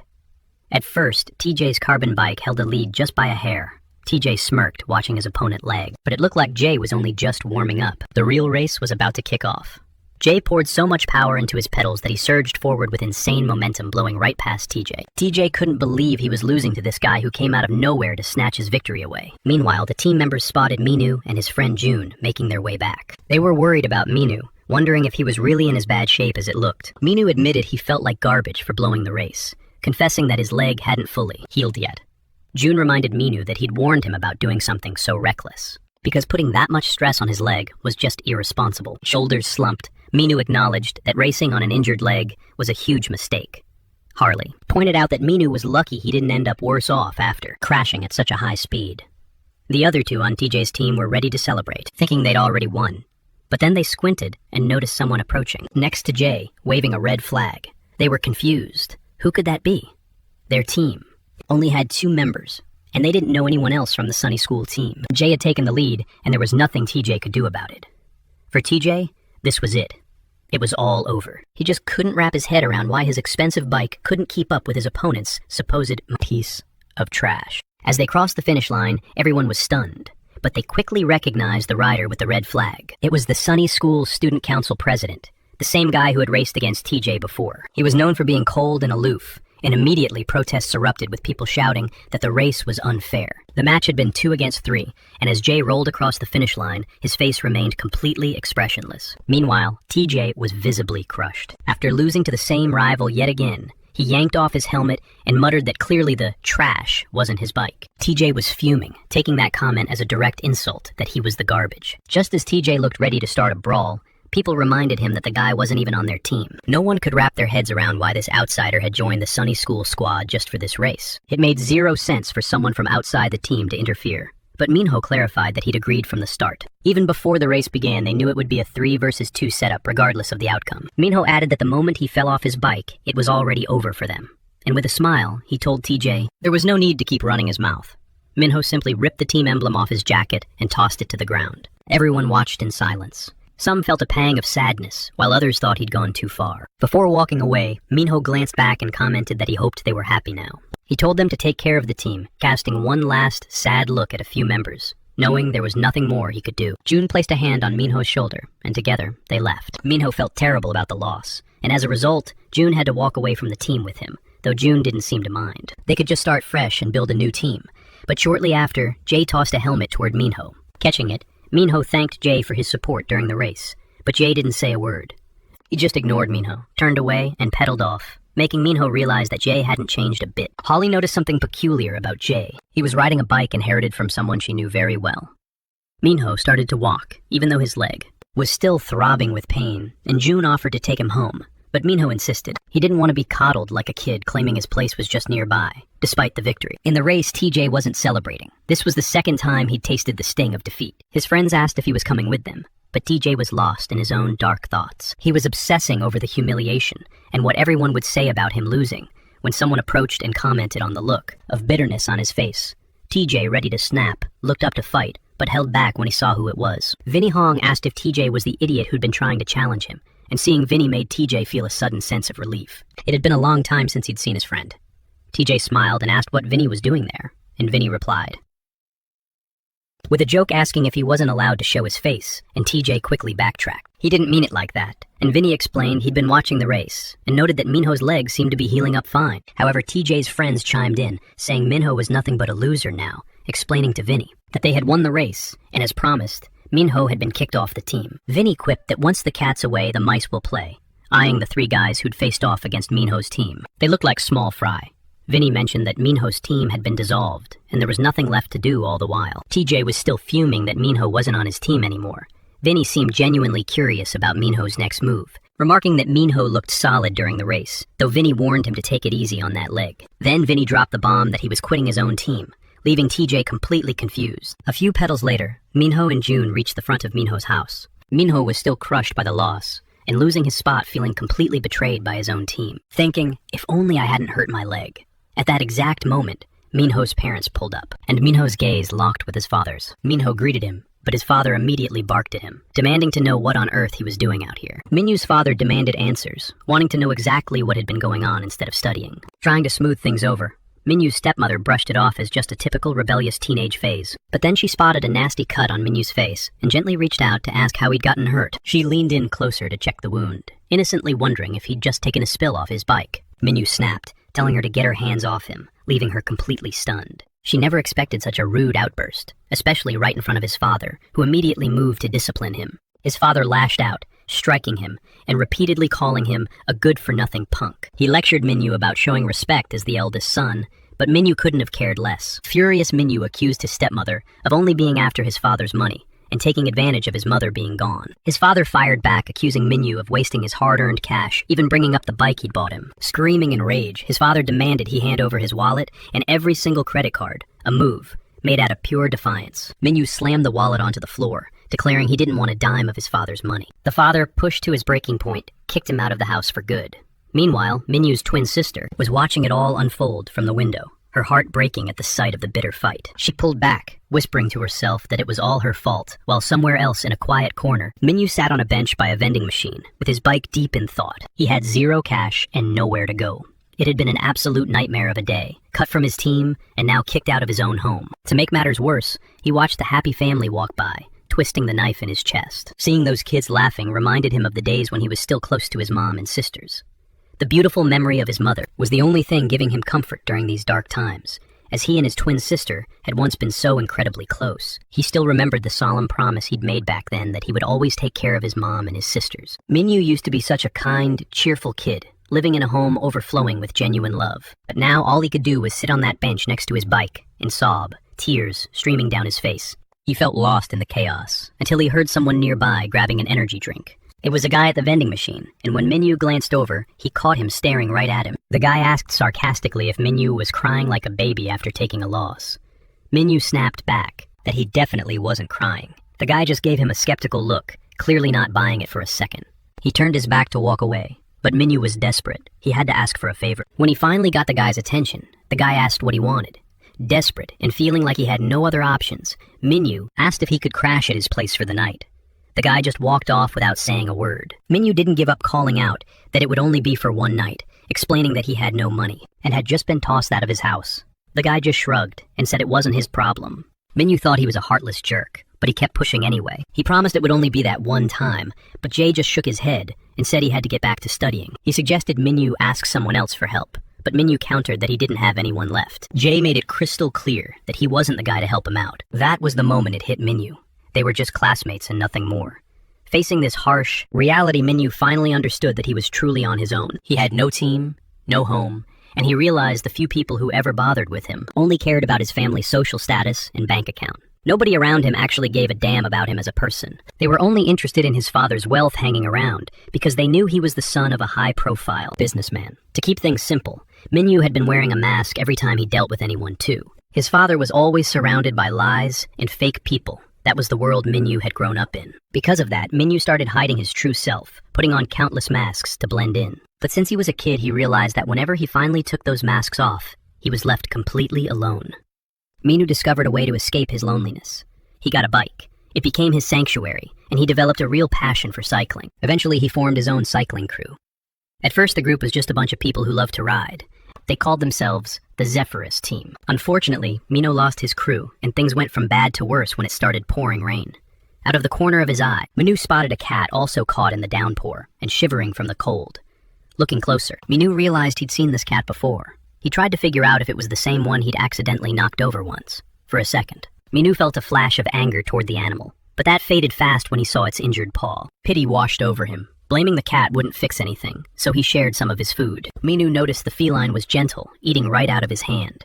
Taking a closer look, Minyu realized that the cat couldn't run away because of its hurt leg. Minyu scooped up the wet, trembling cat in his arms and realized it was just as lonely as he was. Nearby, a boy with glasses and an umbrella was heading home. When the boy arrived, he found a young man standing in the rain outside his house. The boy recognized Minyu as one of the idiots who hung out with his brother, but he couldn't figure out what Minyu was doing there. Minyu recognized the boy too, and asked him sarcastically if he was that little pest from before. However, the boy's attention was locked on the cat, which seemed to be the real priority. Inside the house, the boy stared out at the rain, feeling moved by the whole situation. The boy grabbed an umbrella and went out to see the young man. To his surprise, the boy saw his brother, walking in with the cat in his arms. Curious, the boy asked where the cat came from. His brother explained that the poor thing was shivering in the rain, so he brought it inside. Hearing that, Minyu started to feel a bit of sympathy for the boy, who showed genuine concern.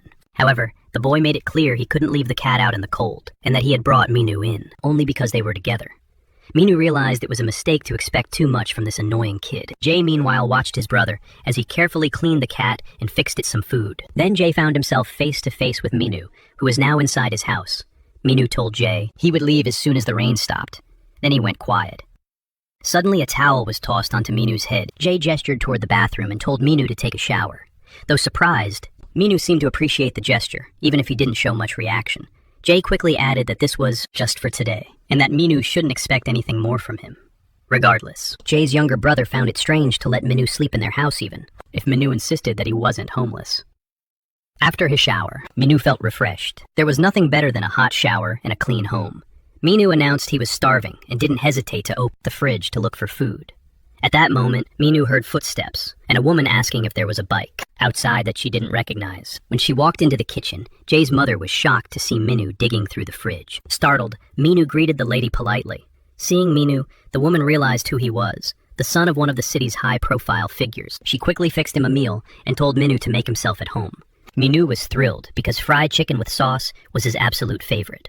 Satisfied, Jay's mother asked how he managed to make such a precious friend. Jay simply replied that they weren't friends. Jay's younger brother then reminded their mother that she always said friends were useless. Trying to shut him up, Jay's mother tossed a chicken drumstick at her youngest son. She told her youngest to finish eating quickly and go study since exams were coming up. Suddenly, Jay's mother heard a meow. Looking toward the stairs, she spotted a cat and asked where it came from. Jay's younger brother. Already being scolded, he pointed at Minu, pinning the whole mess on him. Since he had brought the cat over, Jay's little brother blamed Minu for everything and rushed to hug the cat tight. The kitten was already named Jack. Jay and his mom realized the boy had already claimed him, trying to play it cool. Jay's mom smiled and told her youngest son that they really should return the cat. Once their guest had left the boy, his mouth still a total disaster, covered in sauce, held onto the cat for dear life, acting as if he'd do exactly as his mother said. Noticing the look on the faces of Jay and Minu, she asked if they had been fighting. Jay, desperate to dodge the question, quickly started gulping down a soda to avoid talking, shifting all the blame onto Minu. Minu stammered out a story claiming that he and Jay had gotten into a scrap with some other guys. Jay's mom flew into a rage, swearing she'd go after whoever was responsible, because nobody was allowed to mess with someone as precious as her son. She demanded to know which school those boys went to, but Minu stumbled, saying he wasn't sure because they were wearing plain clothes. Minu tried to calm her down by promising it wouldn't happen again. Jay stood up, quietly thanked his mom for dinner, and headed for his room, while Minu and his mother watched him. Jay's mom noted that his grades were slipping. She added that if it kept going like this, he wouldn't be allowed to ride his bike anymore. Jay just muttered that he understood and retreated to his room. Minu followed him in shortly after, since he had to crash there for the night. Spotting Jay at his computer, Minu asked what he was up to. Jay just shot him a glance and stayed silent. Moments later, Minu was already sprawled out on the bed. He groaned about being stuffed, and how soft the bed was. Almost asleep, Minu mumbled that he figured Jay's life couldn't be that easy either, with his mom breathing down his neck to be the top of the class. But then Minu added that he actually envied Jay, because Jay had a mom who was actually around and doted on him. With that, Jay killed the lights and used his feet to shove the intruder right off his bed. Minu insisted he couldn't sleep without a bed, and suggested he might as well share it. Annoyed, Jay set up a spot on the floor to sleep instead.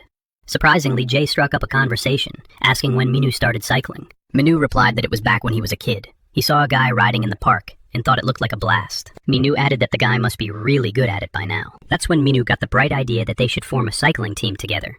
Jay told Minu to quit talking nonsense and get some sleep, mostly because Minu was nothing but trouble. Minu thought Jay was always like that, and told him he needed to be more positive. Minu then mentioned he would be staying for a few more days. That caught Jay's attention, and he sat up to demand what Minu was talking about. Minu explained that Jay's mom said he could stay as long as he needed. That didn't sit well with Jay at all. Minu turned to the corner and messaged his sister, asking her to bring over some more clothes. Minu told his sister he was fine, that he was at Jay's place and would be sleeping there. His sister asked for the address to drop off the gear. Soon enough, sleep took over and Minu passed out. By morning, the smell of food cooking in the kitchen caught Minu's attention. Still half asleep, Minu went to check it out, but through his blurry, sleepy eyes, he thought he saw an elderly woman cooking. Once Minu finally snapped awake, he realized it was just Jay wearing a cat print apron. Jay explained that his mom had already left for work early. Minu couldn't hold back his laughter. He found the whole scene hilarious. He asked if it was some kind of cosplay. Minu joked that he had to snap a photo and post it on social media, but he was laughing so hard he couldn't even focus the camera. Minu then asked about Jay's little brother who was outside playing with Jack. Minnie found it strange that the guy was up so early, just to mess with the cat, especially when he saw the meal Jay was whipping up. Minnie figured it was a special breakfast made just for him. He was already reaching for a spoon when he realized the food wasn't meant for him at all. Minnie asked Jay where the food came from, and Jay coldly replied that it was for the cat. Minnie griped, complaining that he was starving, and that Jay shouldn't be wasting his breakfast on a stray cat. Jay just shot back, telling Minnie to go fix his own breakfast if he was so hungry. Meanwhile, across town, the CEO of Sony AE was bracing himself for another long day at the office. His phone buzzed, and he wondered who would be calling at such an ungodly hour. Hearing the voice of Chili, his beloved daughter, he felt a surge of pride, and immediately wanted to know how she was holding up. Chili announced she was heading back to Korea and couldn't wait to see him. The CEO replied, with a beaming smile, saying he felt exactly the same. Chili promised to call as soon as she touched down. The blonde stepsister with a bike in her room seemed to share the same obsession with cycling. Early that morning, Minu was tending to his bike, meticulously checking every single bolt. Minu was caught off guard when his sister Yuna showed up with the clothes he had asked for the night before. Yuna asked what he was doing, and Minu claimed he was just tuning up his bike, since it got soaked the previous day. Yuna, who was clearly annoyed by her brother's bicycle fixation, tossed him the bag of clothes and told him to stop being so stubborn and just come back home. Yuna insisted she would take care of their father, but Minu wasn't buying it. Looking surprised, Yuna remarked that it was bizarre for Minu to prefer crashing at Jay's place, and she certainly didn't expect Jay to be so decent to him. Minu explained that despite Jay's grumpy attitude, things were actually going fine. Yuna offered to drive him to school in the family car, but Minu, proud as ever, turned her down. Minu insisted on biking, and even suggested that Yuna should start pedaling around too. Ignoring the advice, Yuna said she'd catch him later, and warned him not to be late. Yuna hopped into the car and drove off towards school, leaving her brother and his bike in the dust. As Minu waved goodbye, Kay, who had been standing there the whole time, asked if Yuna was his girlfriend. Only then did Minu notice the guy was there. Outraged, Minu retorted that he'd never date someone that ugly, and clarified that she was his sister. Then he asked how long Kay had been lurking. Kay ignored the question entirely and started talking to the cat. Jack and Fifi were whispering, clearly thinking it was pathetic that Minu, a delinquent, squatting at someone else's place, had absolutely zero chance of having a girlfriend. Minu thought to himself that if Kay were his brother, he would have taught him a lesson by now. Grinning, Kay said goodbye to the cat, announcing he had to head to school and telling Jack to keep an eye on the house. Minu was left alone with the cat. Meanwhile, Jay was getting ready for school, ignoring Minu, though he did glance over whenever he was addressed. Minu asked if Jay would be biking to school today. Jay replied that he wasn't sure, and asked why it mattered. Minu said he was flat broke and couldn't afford the bus fare, so he'd be riding his bike, suggesting they go together since it would be way more fun. Jay just stared at him without a word. Before long, the two were hitting the bike path. Unused to the route, Minu complained about the terrible planning, calling it an obstacle course full of trees and fire hydrants. Jay, on the other hand, was completely unfazed since he rode that path every single day. Minu suggested cutting through the park instead, claiming it was a much smoother ride. Minu even joked about ditching class to keep riding, but Jay's deadpan expression made it clear that wasn't happening. Minu also noticed Jay wasn't wearing a helmet and offered to pick one up for him. Moments later, Minu remembered he had zero money and quickly dropped the idea. Jay was used to his friend's nonsense, telling him to stop babbling and just keep pedaling. Minu challenged him to a race to school, but Jay refused, saying he had enough competition to deal with once they got there. The mood was chaotic as usual, filled with voices. Mia seemed genuinely impressed by something Yuna was saying. Mia commented that she never imagined she'd see Minu and Jay getting along so well. Yuna agreed, noting that it certainly seemed that way, that they had only recently started seeing each other. Mia found Yuna's phrasing funny, and joked that she should be careful, or others might get the wrong idea. Yuna reminded Mia about the student council meeting this weekend at a cafe.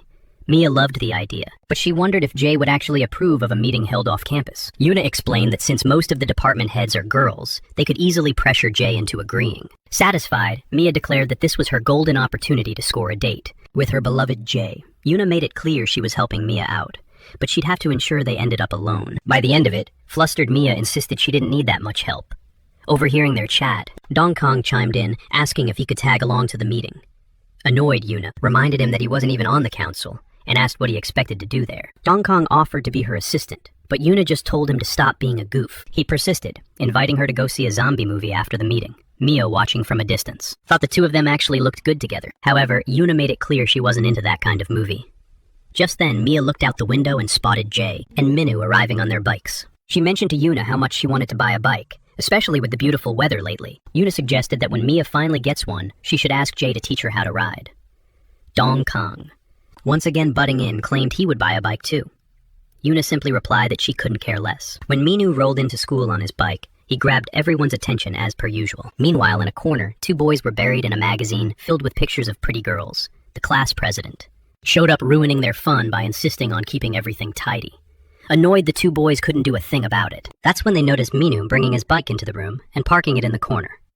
Curious. One of the boys asked Minu why he brought the bike inside.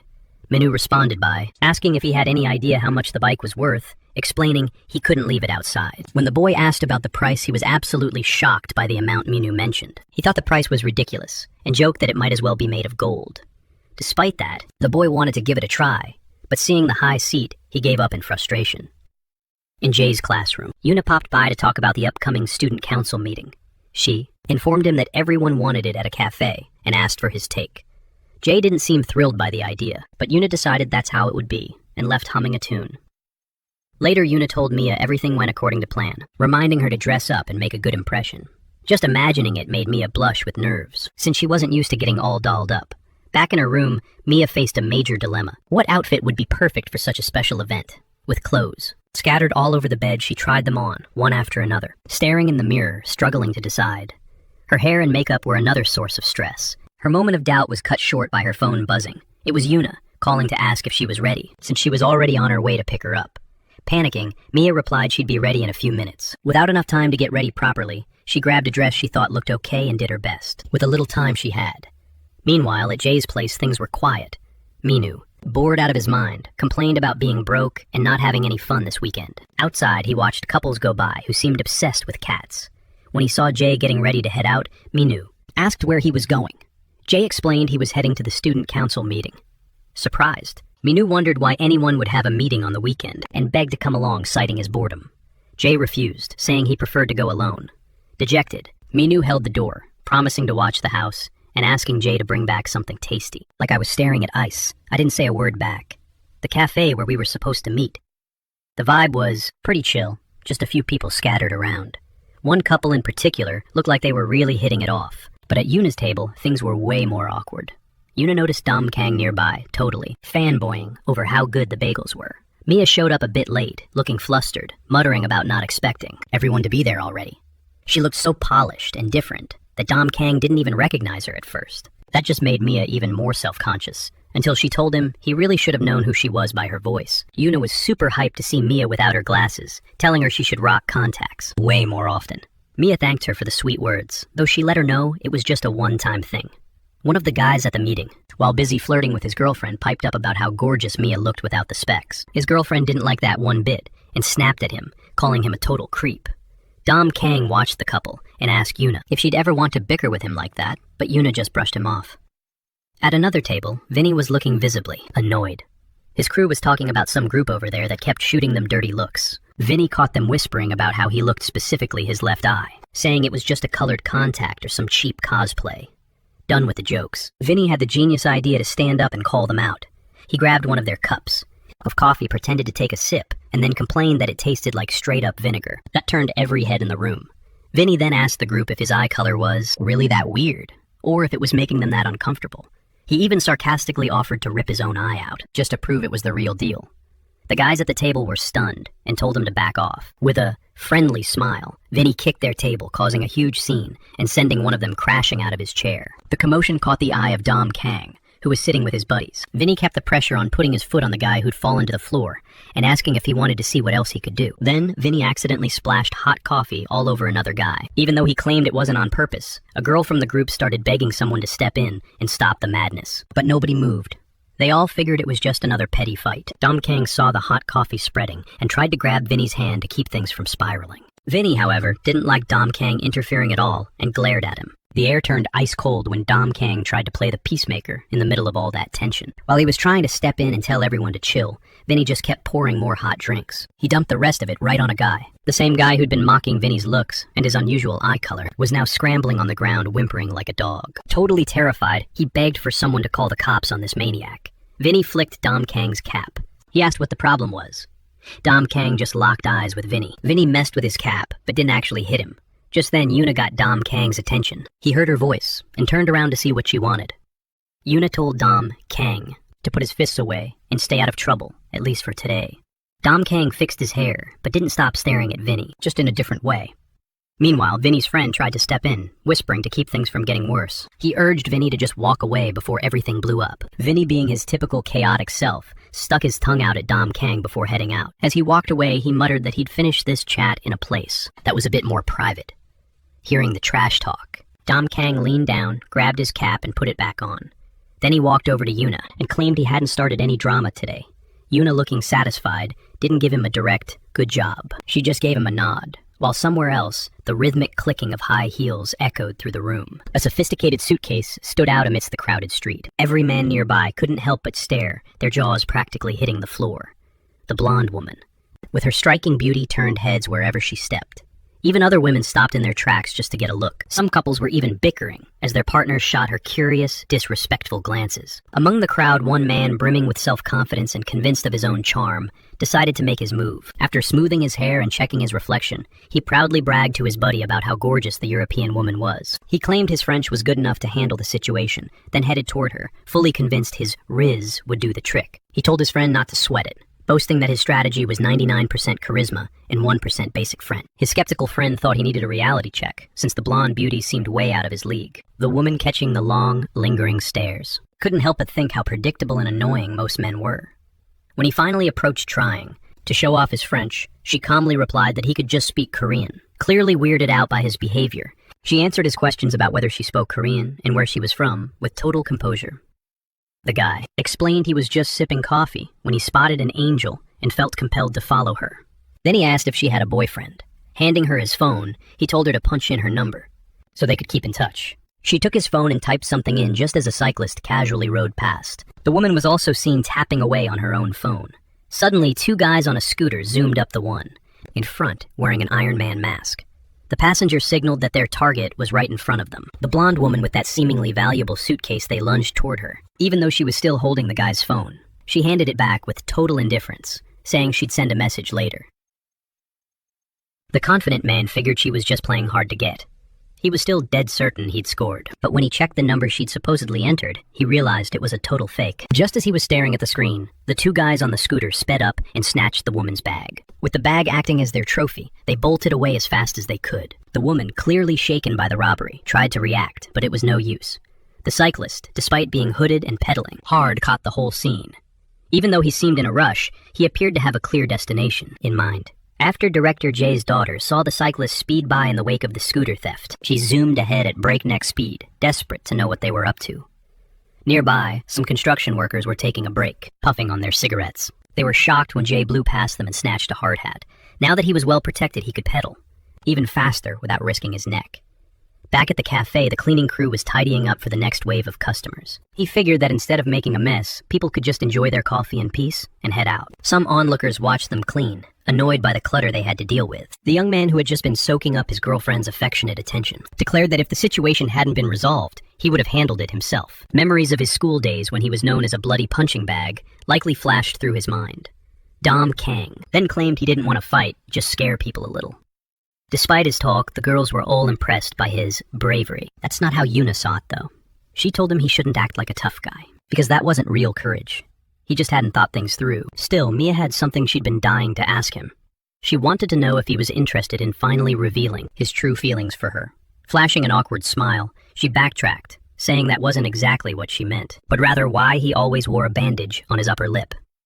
He didn't find that very funny, and pointed to his lip, asking if that was what she was talking about. Yuna warned him that eventually someone would start asking questions. Mia was dying of curiosity, wanting to know what he was hiding under there since he always kept it covered. She was told this would be their little secret. He promised to show her, but he made it crystal clear that she couldn't breathe a word of it to anyone. Then as he peeled back the bandage, his secret was finally laid bare. However, the sight caught the girl off guard. All this time, he'd just been hiding a mustache underneath. It felt bizarre for a high schooler to be rocking a mustache already. One of the guys at the table thought it was honestly pretty cool, so much so that he started picturing himself with a mustache and beard, convinced it would make him look way more masculine. Mia was floored that he was still in high school and already sporting facial hair. The boy at the table started guessing, wondering if he had some secret weapon, maybe a miracle gel that gives any guy a more rugged, manly look. He begged Dom Kang to let him use it just once. Dom Kang shot him down immediately. He claimed the stuff was nearly impossible to score on the black market. The girls just didn't get it. Why would anyone go through all that trouble just to grow a mustache, only to keep it covered with a bandage? He finally broke it down. He explained that if the teachers found out, he'd be forced to shave it off on the spot. That's the only reason he kept it hidden. Mia finally clicked. That's why he was always so wiped out in class. He was exhausted from working his part-time job. One girl was curious about what his father did for a living, and whether he'd eventually force him into that kind of life too. He replied that his dad handled the administrative side of an organization. But honestly, from an outsider's perspective, that didn't seem to be the case at all. He looked more like a mafia boss, locking horns with other big-time mobsters. When they were all together, the vibe was intimidating, but as a gangster, he had to keep his cool. Regardless, his father was flying back to Korea that day. The girl pressed on, asking if his dad really worked in the office like some average civil servant, or something along those lines. He just let out a laugh, trying to shift the mood. Trying to dodge the conversation, Mia grabbed a ticket and announced she was going to get more coffee. She skipped away from the table, excited for her coffee, completely unaware that someone was snapping photos of her. It looked like someone was fixated on how she looked. To be fair, she was looking absolutely stunning. Meanwhile, the student council president was pedaling his bike at breakneck speed, wearing a borrowed helmet, hot on the heels of some thieves. The guys on the motorcycle thought they'd hit the jackpot, but then they realized someone was chasing them. They were floored. Someone was actually gunning for them on a bicycle. They couldn't wrap their heads around it. No one tries to catch a motorcycle on a bike, but when they glanced in the mirror, they saw him. He was actually closing the gap. They figured he'd never catch them on a basic bicycle. He'd have to be smarter than that. Still, Jay cranked his pedals harder, weaving through traffic to keep the bike in his sights, as Jay tore through the streets chasing the motorcycle whose riders had just snatched the bag. From a blonde woman, he proved he was no stranger to obstacles or rough terrain. He was effortlessly riding up ramps, hopping over small walls and dodging cars. Nothing could slow him down. Taking a shortcut to cut those criminals off was second nature to him. He'd been in these situations 1,000 times. He suddenly found himself riding along the top of a wall, near a field where some kids were kicking a ball around. One of them took a wild kick, and the ball went flying straight toward the boy riding along the wall. The kids were wide-eyed, wondering if he was some kind of pro stunt cyclist. They couldn't believe anyone would actually pedal across a wall. Some of them thought he was a legend, deciding right then that bikes were way cooler than balls. Regardless, he kept rolling along the wall, taking his shortcut, until the motorcycle finally came into view. The motorcyclist admitted the guy had spooked him for a second, but he quickly realized that was as far as it would go. It's just plain absurd. But the motorcyclist was even more freaked out when he saw the bike go airborne. After launching off the wall, the cyclist was well and truly flying through the air. He soared right past some kids, who were just hanging out, eating ice cream. They were absolutely blown away to see a guy flying on a bike. The motorcyclists were caught between being totally impressed and scared out of their wits. The kids watching found the whole thing unreal. It was wild to see someone riding with that much guts. Even though the cyclist hurled his bike at the motorcycle to stop the criminals, the kids were still mesmerized, watching the bike take flight. The cyclist got back on his feet and landed on some crates right next to the bikers. He just stared down the criminals. They tried to bolt, but ditched the bag behind, desperate to avoid getting chased again. A short while later, Shelley pulled up in a white car and asked how he was holding up, even though he seemed to have a nasty cut on his head or forehead. It was tough to tell for sure, since his helmet was covering it. Shelley wanted to rush him to the hospital, but he just handed her the bag, adjusted his busted bike, and started lugging it along. Because the bike was in such rough shape, he couldn't ride it anymore. Still, Shelley pushed, worried sick that he was seriously hurt.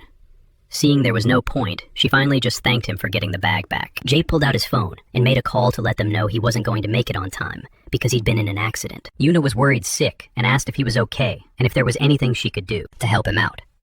Tom Kong, curious, asked what happened. Yuna explained that Jay had gotten into a bike crash and wouldn't be able to join the meeting. The news caught Mia's attention, and she asked if Jay was doing all right. Yuna said that judging by his voice, he didn't sound severely injured, but he hadn't given much detail. Someone then chimed in that maybe Jay just didn't want to show up and made up an excuse. Yuna fired back that Jay isn't the type to dodge his responsibilities.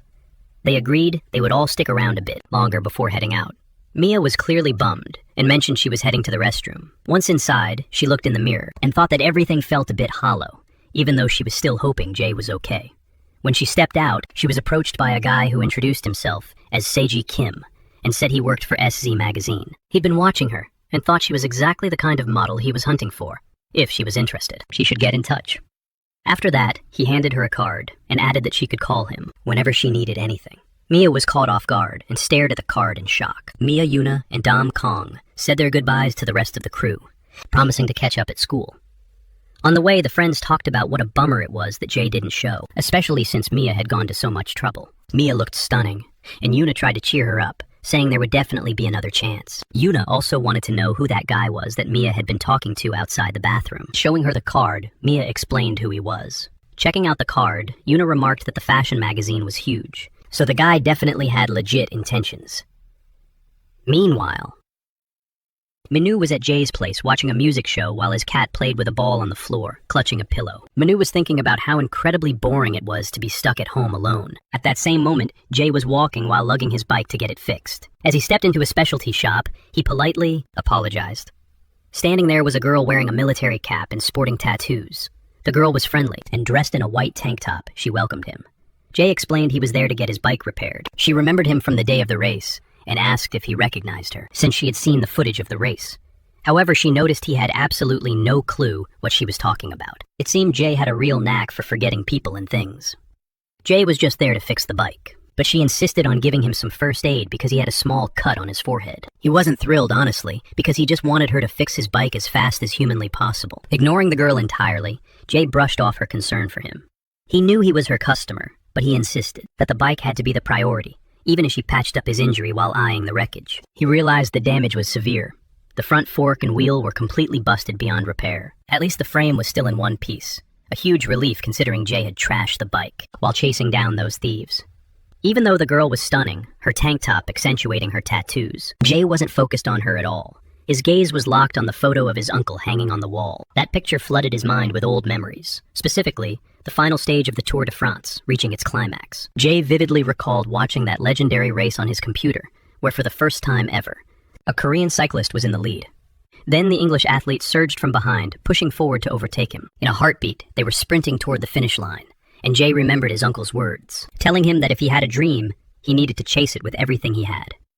Back then, Jay had claimed he wanted to be a doctor, but his uncle insisted that the dream had to be his own, not something his parents pushed on him. The boy had shot back, arguing that he couldn't be anything more than just a student, and that all he could do was study to keep his parents happy. His uncle had countered, telling him that studying wasn't a real dream. It was far too boring to be his only goal in life. School mattered, but finding something you were truly passionate about and actually living was even better. Those words lit a fire in Jay to find something he could genuinely love. So with a grin, he asked his uncle what his dream was. His uncle replied that his dream was to reach the absolute pinnacle of the cycling world. He admitted it might have seemed impossible, but he wanted it so badly, and believed that with enough grit and dedication, nothing was out of reach. On that very day, Jay's uncle became the first Korean cyclist in history to win that final stage. Jay was lost in the memory of watching the race when his parents walked in, asking if he still had his computer running, reminding him that he had homework and needed to get to bed. Jay remembered, shutting down the PC with a peaceful mind, convinced that his uncle had done it, that nothing in this world was impossible. The childhood memories faded as Harry asked Jay if he even knew who the cyclist was, noting that he wasn't exactly famous in Korea.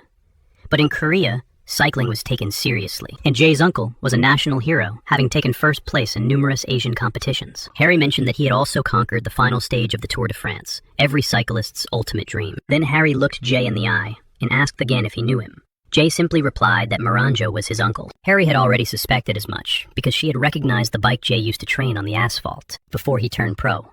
She had also noticed the name on the frame, as cyclists often name their bikes, and she pointed the inscription out to Jay. The bike was named Miranjo. That was when Jay asked how. She knew his uncle. Harry explained that she admired Miranjo so much that she became the leader of an exclusive fan club created just for him. Then Harry started plotting out how to fix the bike. She knew she would have to replace the entire front end and told Jay to come back in 2 days. Jay didn't seem thrilled about leaving his bike behind, but he agreed to return later. Harry then asked him to wait a second. She handed Jay a flyer saying he might be interested in joining the Street League since they were hosting a long-distance championship. The first-place winner would walk away with a prize of $100,000 and a shot at entering an international tournament. Jay shot the idea down instantly, but Harry said that if he changed his mind and wanted to enter with his friends, he could reach out. Jay firmly stated he had exams next month and couldn't possibly participate. Harry just smiled and said that was fine, but reminded him to come back for the bike and get that injury checked at the hospital. Jay headed out and started walking, reaching into his pocket for something, only to realize he had left his wallet back at home. Lost in thought, Jay just kept listening to his music, completely distracted. He realized his wallet was missing. Shelley's grandfather was overjoyed to arrive and see his favorite granddaughter there. He mentioned how much he had missed her. As Shelley rummaged through Jay's wallet, she noticed he was a student at a local school. Shelley asked her grandfather if she could enroll in the same school where Jay was studying, since she planned to stay there for a while. Minho was taken aback by Jay's appearance when he saw his bruised face, so much so that he immediately asked if Jay had been in an accident. Annoyed and keeping it brief, Jay simply replied that he'd had a crash. Minho asked how Jay managed to get hurt every single day, and where he had left his bike. Jay answered that it was at the repair shop. That was when Minho noticed that the motorcycle had sustained damage as well. Minho felt a pang of sadness realizing that Jay wouldn't be able to ride with him for a while. Frustrated, Minho knew he'd have to head to school alone the next day. Meanwhile, Jay's younger brother was sleeping soundly on the living room rug, right next to his friend Jack. The following day at school, everyone crowded around Jay to ask if he had been seriously injured in the accident. Dom Kang, who already considered himself one of Jay's friends, asked if he was feeling all right, since everyone had been worried sick about him at the cafe the day before. Dom Kang made it clear that Minho in particular was extremely worried standing right nearby. And, hearing Dom Kang spill the beans, Minho quickly clamped his hand over his mouth, cutting him off before he could say more. Yuna wanted Jay to be straight with them and explain exactly what had happened on the way to the cafe. Jay, who hated being hassled, replied that it was nothing major and that they should just drop it and get back to their studies. The teacher walked in and told everyone to settle down as he had an announcement. He demanded everyone's attention, calling for silence so they could hear what he had to say. He announced that starting today, they would have a new exchange student joining their class. He told Shelley to come on in and not be shy, as everyone was waiting for her. That's when the blonde girl, walking with total confidence, stepped into the classroom. The room went dead silent, everyone mesmerized by Shelley's unmatched beauty. The teacher explained that Shelley was from England and had transferred to their school. He mentioned that she would only be in Korea for one semester and asked everyone to help her out and be friendly. He asked Shelley to give a quick introduction. She introduced herself as Shelley and mentioned that she loved traveling and cycling. The class went wild, acting as if an angel had just dropped into their midst. Yuna, on the other hand, was taken aback by how pathetic her classmates were acting. Yuna was still feeling unsettled by the boys' actions.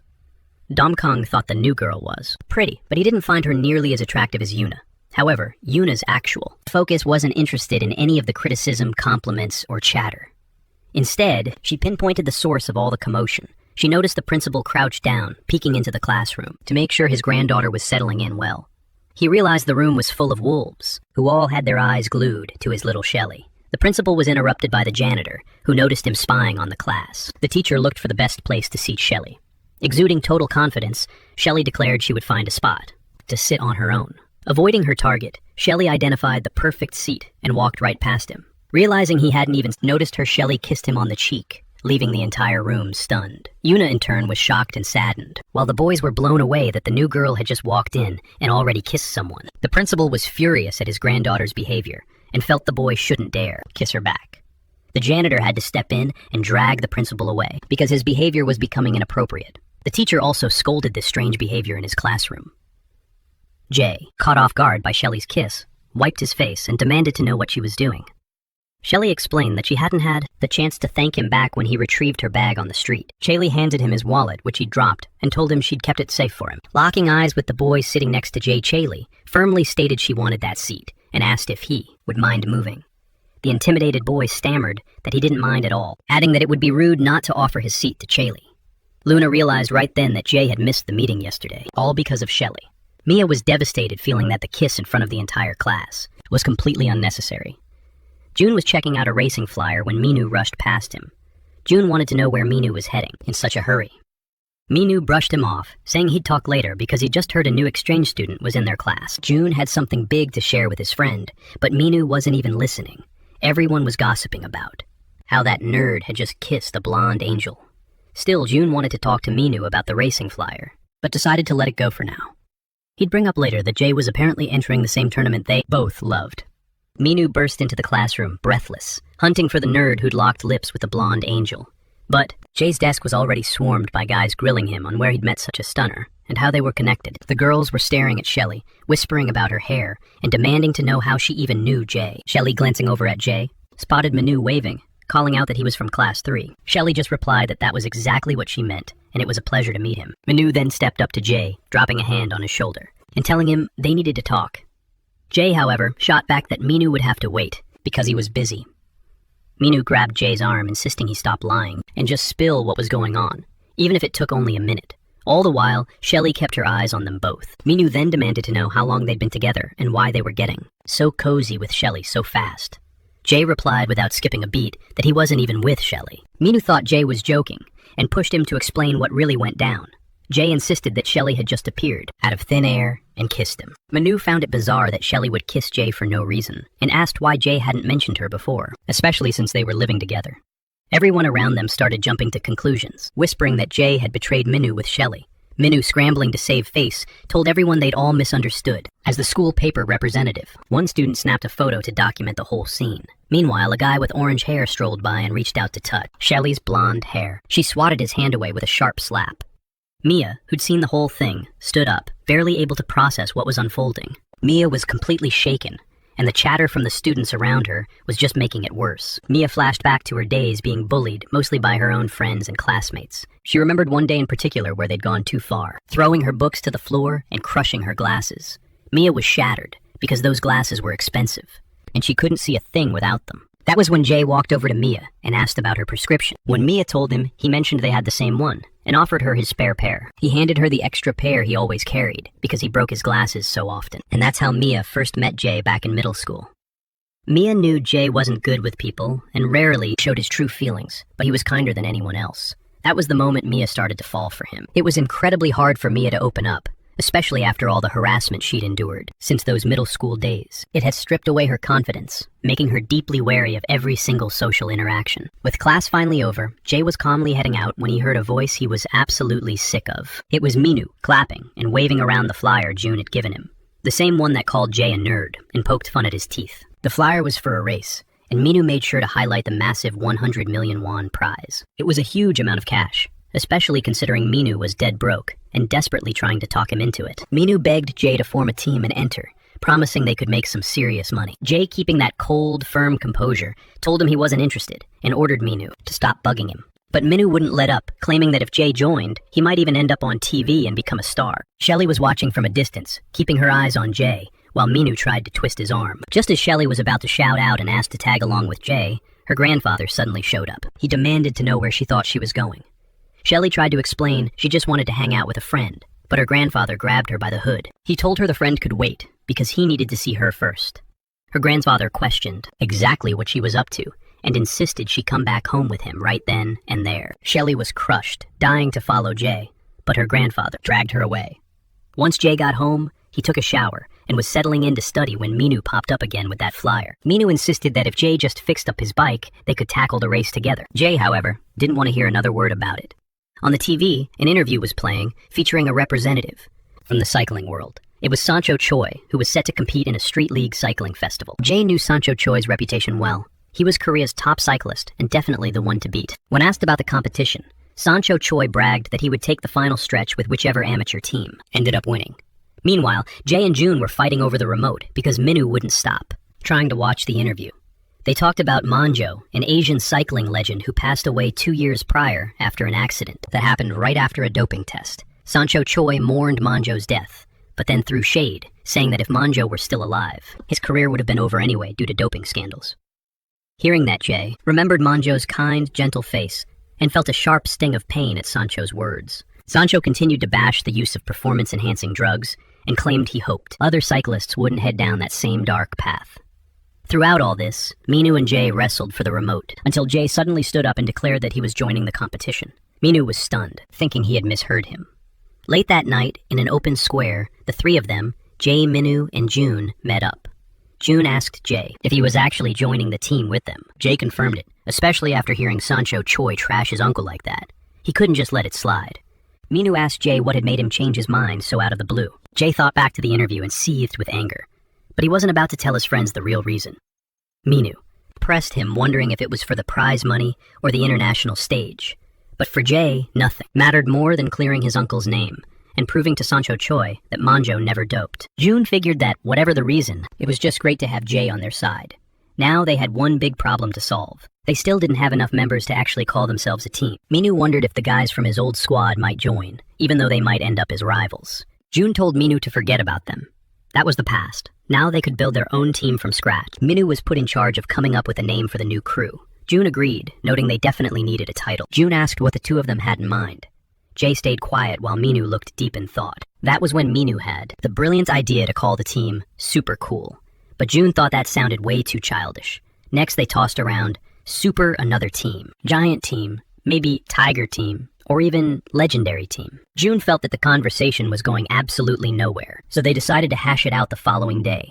Jay had a hunch that the devil must be in the same crew as that helpless guy Minu. Minu was dead set on naming the team Super Cool, convinced it was a brilliant title. The next day during class, English was dragging on.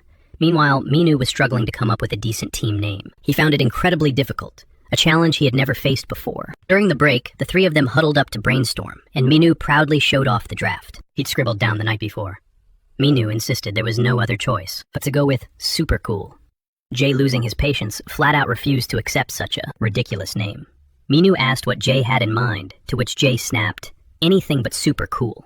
Minu was outraged, thinking it was a top-tier name, and that Jay wasn't even putting in any effort. Just then, Shelly appeared behind Jay, who stayed indifferent and kept on ignoring her presence. Once she heard about the cycling team, she got excited and wanted in, thinking the whole idea was super cool. June politely told the blonde girl that the competition might be way too dangerous for her. Minu, however, welcomed her immediately, saying she could definitely join because she was beautiful and always welcome. He added that she just needed to know how to ride a bike and he would handle the rest. Annoyed, the girl shot back that she knew how to ride just fine. Mia had been a wreck ever since she saw the new girl, kissing Jay. Her friend Yuna tried to cheer her up, asking why she had been so down lately. Mia tried to mask her true feelings, claiming she just wasn't feeling well. Then Dom Kong jumped into their conversation. He suggested that all she needed was a little boost of energy, adding that listening to some good hip-hop would definitely perk her up. Shelly joined the debate over the team name, prompting Minu to suggest the goddess and her servants. June noticed that his friend turned into an even bigger idiot whenever a girl was around. Hearing their chatter, Dom Kong asked why they kept hanging out without him. He looked so let down, saying he thought they were friends. Dom Kong added that after that night in the room, he thought he and Jay would never be separated, but seeing his beloved Jay surrounded by the new girl and the others, he felt even sadder. Mia stood frozen, as the girl blended into the group, something Mia had always wished she could do herself. Yuna noticed her friend looking more dejected than usual. Meanwhile, Dom Kong was getting heated, because he wanted in on the cycling team too. The blonde girl just stared at Minu. Now all 5 of them were trying to settle on a team name. Minu wanted to know why Dom Kong was always lurking around. Dom Kong replied that he was there because he was going to be part of the team too. Someone then asked if he even owned a bike. Dom Kong explained he was planning to pick up a used one from an online site. Minu told him they could talk more once he actually had the bike, since they were all from the same school.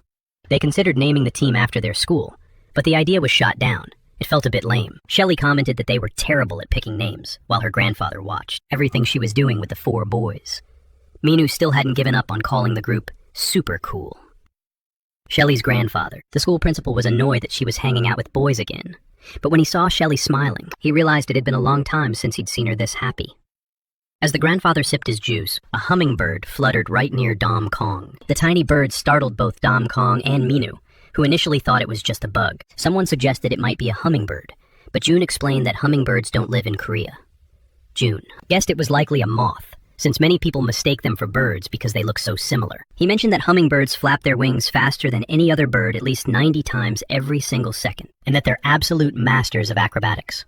Minu couldn't stop thinking about that 90 flaps a second. It was mind-blowing, even while he was busy bickering with Dom Kong over his smoothie. Minu then started wondering just how fast someone could actually pedal a bike if they went 90 times per second. Probably faster than a motorcycle, right? He found himself daydreaming about pedaling with the speed of a hummingbird. Minu's random thoughts suddenly grabbed the attention of June, Jay, and Shelly. Dom Kong wanted to know what on earth a hummingbird had to do with the situation. Meanwhile, the flyers for the upcoming race were circulating all over the place. It caught the eyes of plenty of people. Several big shots were itching to sign up, while others, being completely clueless, actually thought they could win with some bargain bin bike called a Sinakin. The news eventually reached TJ, who found the whole thing pretty interesting. Back in the classroom, Mia and Jay were erasing the chalkboard. Mia casually asked Jay if he was really dating that exchange student. Jay didn't seem too thrilled about the question, and asked Mia what she was even talking about. Mia, feeling a bit awkward, explained that it was just what everyone at school was whispering about, that they were a couple, and she was just curious. Jay shot that down immediately, asking who on earth was spreading such nonsense. Mia said she was relieved to hear that, adding that it looked like they were just a team or something similar. Jay clarified that it was actually a cycling team. Mia thought that sounded cool and fun, then asked what they called the team. Jay told her they decided on the name Hummingbird. Mia thought it was adorable. She asked if they'd come up with a logo yet, or an emblem, because she'd love to design one for them. Mia mentioned she was aiming to be a designer once she graduated, so if Jay was up for it, she could whip something up for them. Jay told her that if she wanted to give it a shot, she should go for it. Mia beamed, blushing, and said that would be awesome. Jay told her to hurry up, because he had to head out. Later on, Mia asked Jay if he could teach her how to ride once she bought a bike soon, since she was planning on getting one. Jay agreed to teach her whenever he had some spare time.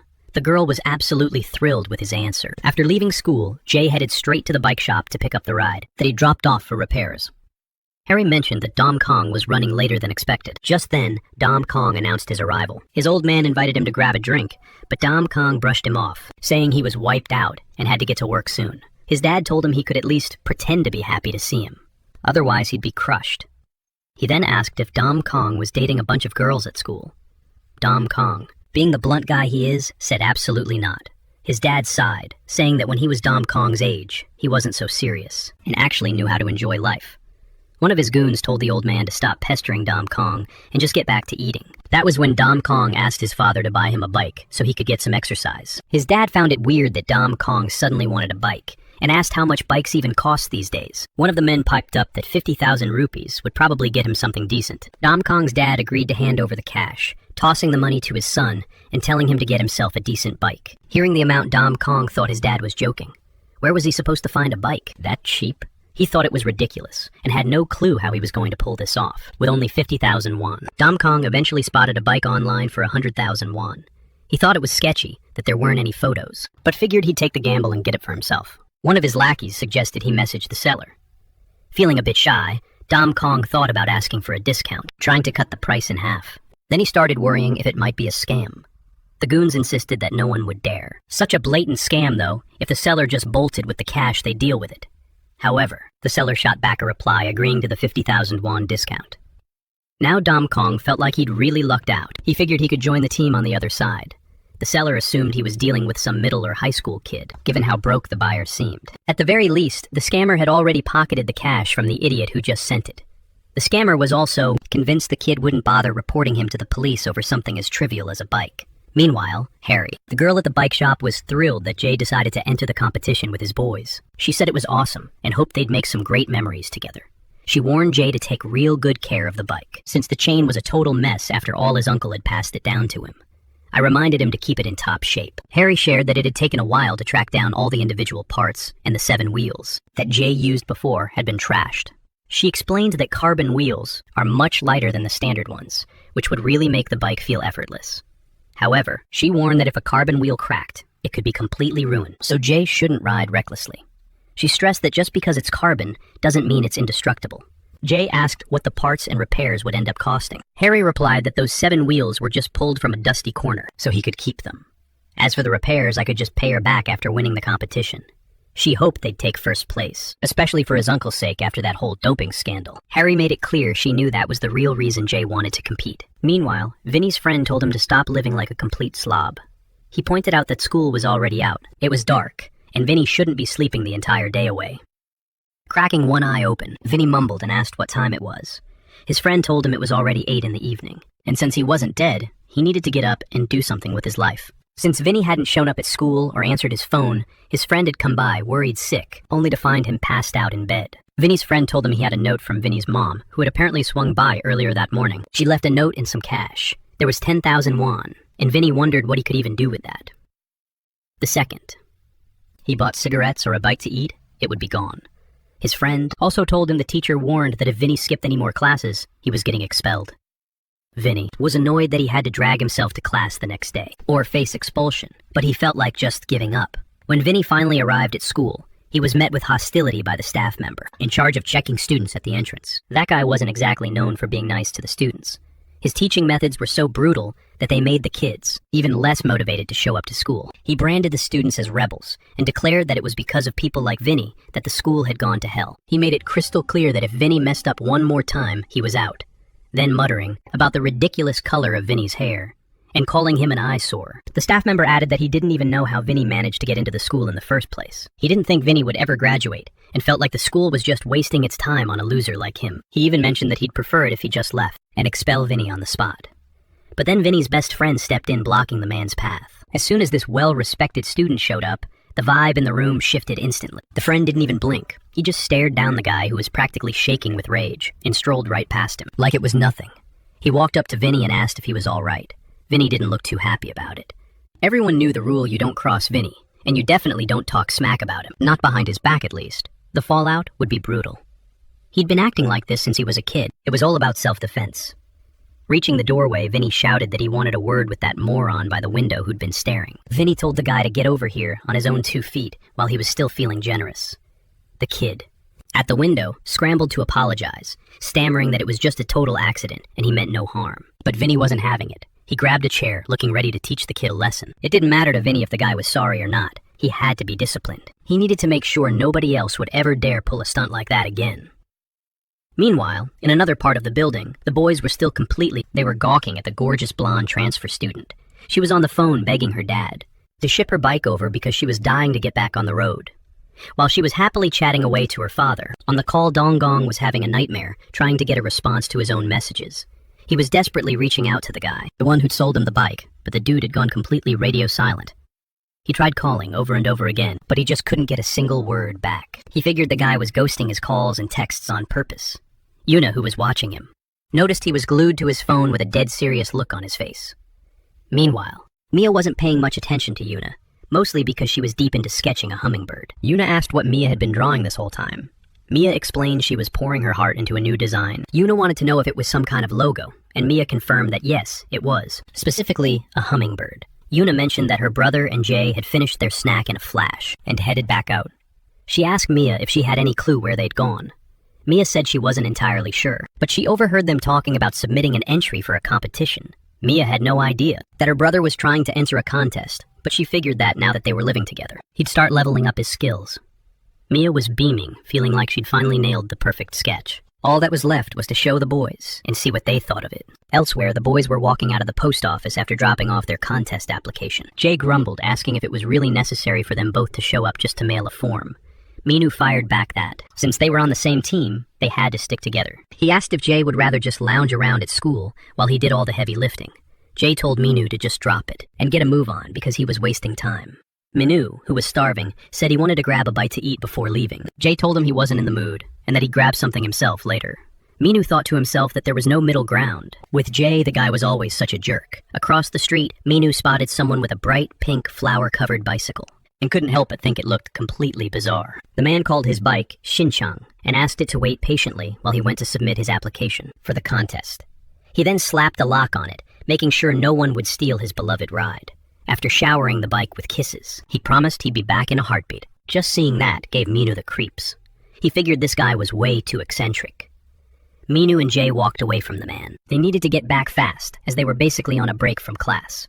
However, the guy didn't appreciate hearing Minu call his bike a stupid piece of junk. Minu snapped back, asking if the man was talking to him. The man said yeah, and demanded to know why Minu had insulted his bike with such a nasty name. The guy called Minu a loser and declared that he had no right to use such language for his incredible bike. Both boys thought the guy's behavior was completely off. He seemed like some kind of hardcore otaku or something.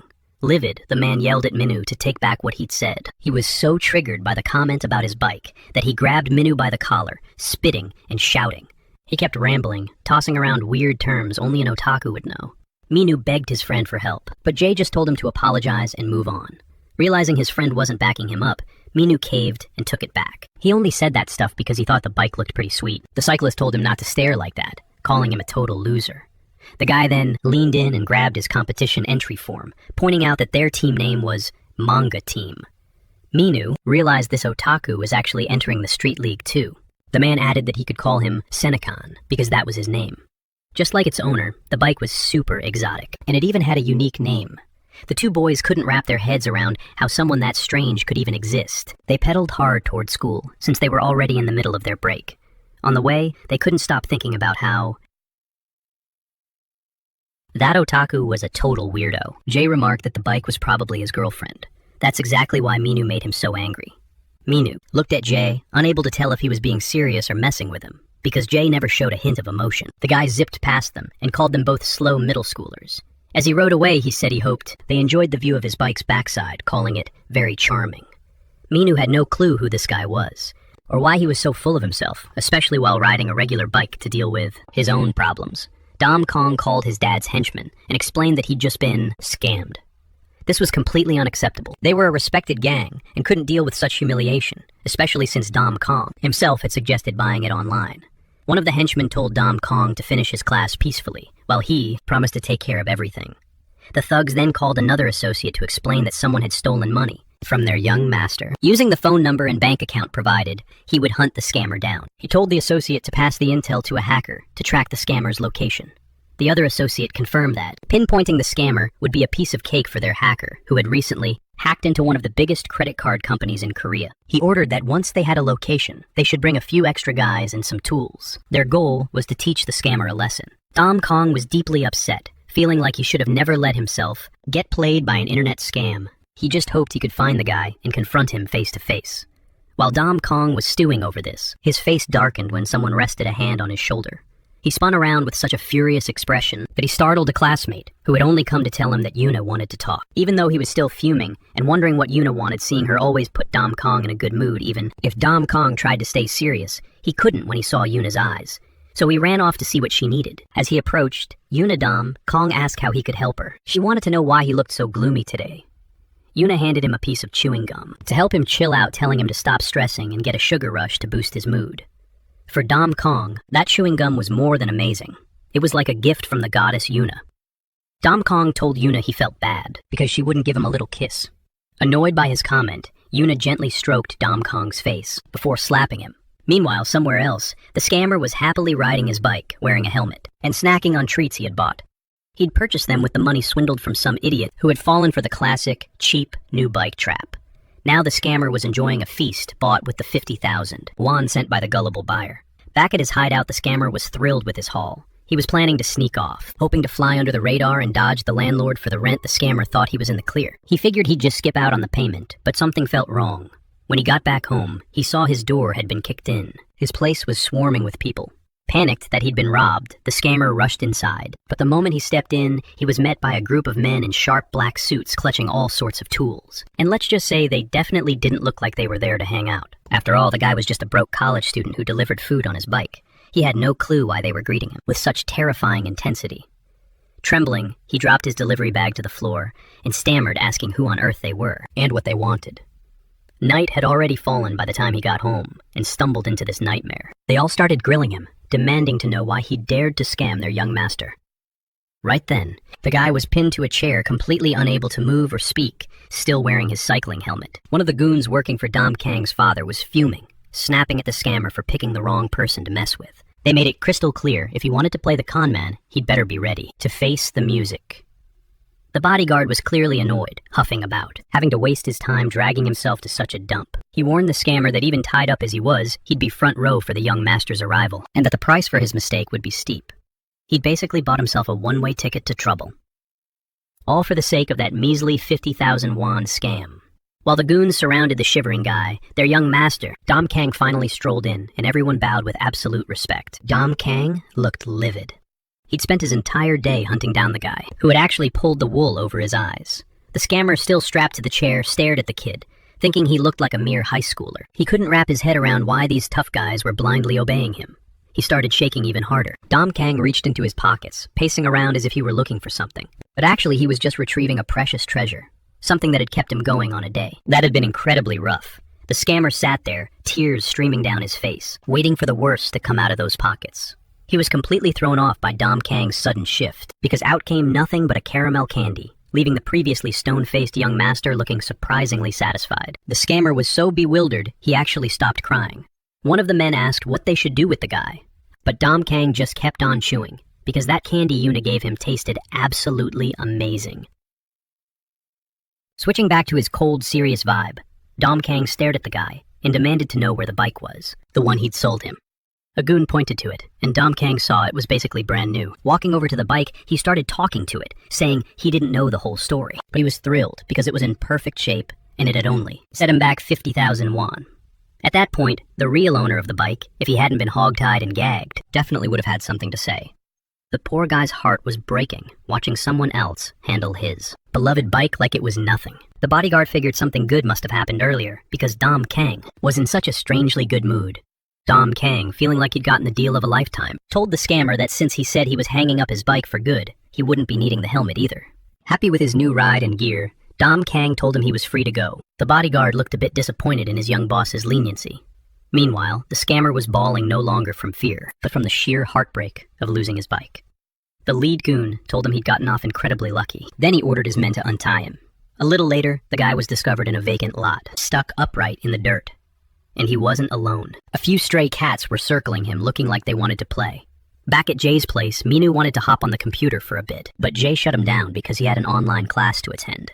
Just then, Minu heard some strange noises coming from the window, asked if Jay had heard that noise outside too. Stuffed up with a nasty cold, Jay mumbled that it was probably just a stray cat, or something along those lines, not buying that answer. Minu cracked the window open to get a look. He spotted Dom Kong out there. Minu was clearly obsessed with his shiny new bike, showing it off like it was a prized trophy, was just as hyped about his buddy's latest score. Naturally, since he's into bikes, Jay's interest was piqued, and he rushed over to the window to see what the commotion was about. A few minutes later, all three of them were hanging out in front of Jay's place checking out the bike. Minu took the chance to give it a test ride, but as Minu pedaled along, he had this nagging feeling he'd seen this bike somewhere in the neighborhood before, though he couldn't quite put his finger on where. Glancing over at Dom Kong, Minu asked if the bike set him back a lot, and what he actually paid for it, feeling pretty smug. Dom Kong bragged that he'd snagged it for only $50,000 on a used goods site. Seeing the look on Minu and Jay's faces, they clearly weren't buying that steal of a deal. Dom Kong asked if he'd overpaid. Minu and Jay scanned the bike again, realizing it was in mint condition. They turned to Dom Kong and asked what kind of deal he made with the owner to get it for such a low price. Dom Kong just repeated the excuse the seller gave him, that the guy just wasn't going to ride it anymore, so he let it go for cheap. Jay was about to leave Minu and Dom Kong to themselves and head back inside to hit the books, since his grades had really taken a hit lately. Now that he had a set of wheels, Dom Kong, who had no clue how to ride, asked his friends for some pointers. Minu suggested Dom Kong try learning how to skid, since that makes handling a fixed-gear bike a whole lot easier. But judging by the blank look on Dom Kong's face, Minu figured his friend had never even heard of skidding before. Getting fired up, Minu tried to explain that skidding was a pro move for fixed-gear bikes, where you lock the rear wheel by using the raw power of your legs. Realizing his explanation wasn't clicking, Minu decided to show him, telling Dom Kong to just watch and copy what he did. In a flash, Minu pulled off the move so Dom Kong could get the idea. Feeling cocky, Dom Kong thought he had it down just by watching, and decided to give it a shot. Right off the bat, Dom Kong couldn't get his footing right. A buddy pointed out that his form was all wrong. Still, Dom Kong kept at it, determined to find a way to nail the move. After struggling for a few minutes just to get his foot in place to even start pedaling, Dom Kong took off looking completely uncoordinated. After just a few rotations, Dom Kong was already gassed. Then, Dom Kong had the genius idea to bomb down a hill on a bike with no brakes. Minu yelled at Dom Kong to try skidding like he showed him earlier. Dom Kong realized he was losing control of the bike fast. He couldn't let that happen, so he tried to pedal backward to fight the momentum. He screamed that it wasn't working at all. To Dom Kong, the pedals were spinning way too fast for him to stop. Dom Kong bailed, shouting that he couldn't stop the bike. His legs were just flailing on the pedals. After the crash, Minu realized his friend was definitely not cut out for sports. Minu decided it would be safer if they all headed to a shop the next day to get their friends some actual brakes installed. Another school day dawned at Sunny High, where students were bracing themselves for another grueling study session. The girls were huddled together, whining about how they looked, and frantically trying to apply makeup to cover up every little flaw. Meanwhile, some of the other students were living a wilder life, spending their time skating around the campus. A group of girls was chatting openly, admitting they were just waiting for the day Minu would finally notice their feelings. Just then, a skater zoomed past them at full speed, and the sudden gust of wind lifted their skirts. A guy felt pretty pleased with himself after catching a glimpse of 2 pairs of underwear, one pink and one white. However, that group of 3 girls was far from amused. In fact, those antics just made them even more furious. Realizing the wind lifting their skirts wasn't just some random accident, they saw the orange-haired guy had intentionally tried to sneak a peek down at the girls' undergarments. It gave him such a thrill noticing that most of the girls were wearing white. It seemed like a trend too. The blonde exchange student. She really fit in with the group, mingling and acting as friendly as she possibly could. It sparked massive interest. For the orange-haired guy, it was all about the blonde girl pulling off those radical skateboard tricks. He looked unusually hyped. The orange-haired skater adjusted his hair. It was his signature move. Always the center of attention and bursting with confidence, he decided it was high time to make his move. He was ready to approach the girl who brought him so much joy. But unfortunately, he couldn't. A group of girls cornered him, clearly not thrilled about his stunts. They were even more annoyed once they realized those skateboard tricks, causing the wind to lift their skirts, weren't exactly accidental. One of the girls decided to give him a taste of her anger with a few sharp jabs to the stomach. The others happily joined in, stomping on the guy just to make him feel the love. Meanwhile, the rest of the group was huddled around Minu, admiring the logo Mia had designed. Mia had been tasked with creating it to impress Jay. Lifting her notebook, Mia showed it off to everyone, asking for their take. Minu, being the total gentleman, gently took Mia's hands, and he declared that the logo looked absolutely stunning. He claimed that from now on, the team was destined to win because of it. Yuna, knowing her brother all too well, told Minu to cut it out. It was just an excuse to hold Mia's hand. Minu was rattled, because the way Yuna put it made him sound like a total creep. Shelly leaned in to get a better look at Mia's logo, saying she drew really well and asked to see it up close. Mia, still fuming at Shelly for kissing Jay, refused to let her get a closer look at the design. Noticing Mia's cold shoulder and refusal to cooperate, Shelly snapped and asked what exactly her problem was. The tension in the air became so thick that even Minu, who was usually oblivious and rarely picked up on anything, finally realized that the girls were at each other's throats. Still, Minu was absolutely thrilled because they finally had the perfect logo for the crew. The vibe shifted a bit after that. Minu asked Jay if he liked the logo too, since Jay hadn't reacted at all. In a cold, flat tone, without even glancing at the drawing, Jay just said, "Yeah." Mia felt satisfied and beamed at Jay, telling him she was so happy he liked it since she had designed it specifically for him. From a distance, Yuna watched Dom Kang stumble in. Looking completely disoriented, she couldn't figure out what kind of trouble he'd gotten himself into this time. Dom Kang was struggling to walk, practically dragging himself along the classroom furniture, just to get to his seat. Everyone noticed how much pain he was in, wondering if he'd been in a fight, or if someone had beaten him up. Trying to act upbeat despite looking totally drained, Dom Kang explained that last night he'd been practicing drifting until late.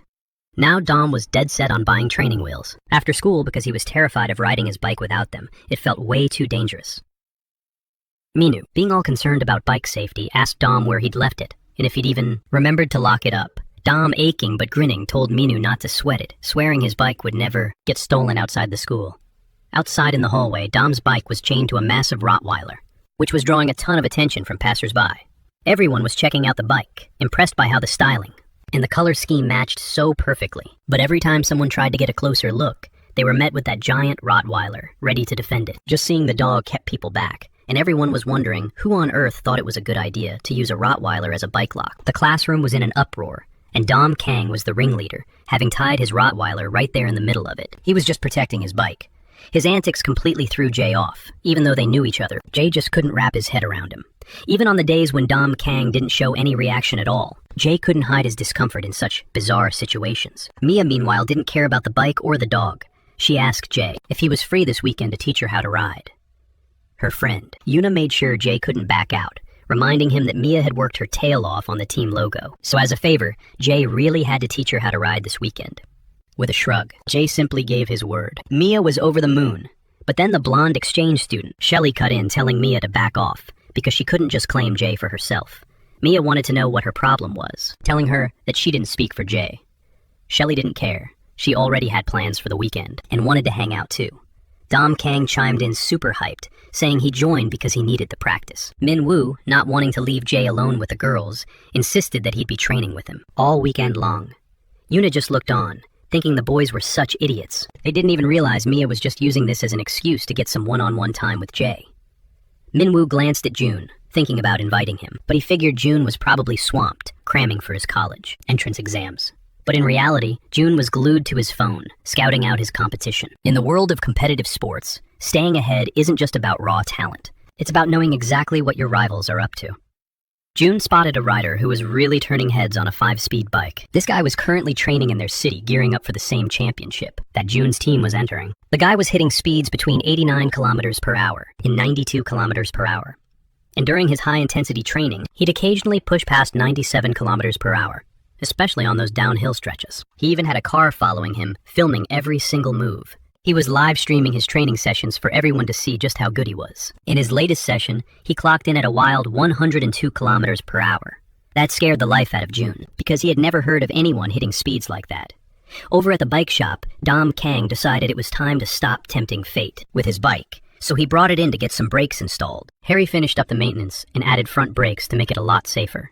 Dom Kang was stoked, finally feeling like he could ride with some actual confidence. Jay was the one who told Dom Kang about the shop, but he hadn't realized that the girl from the web stream was the manager.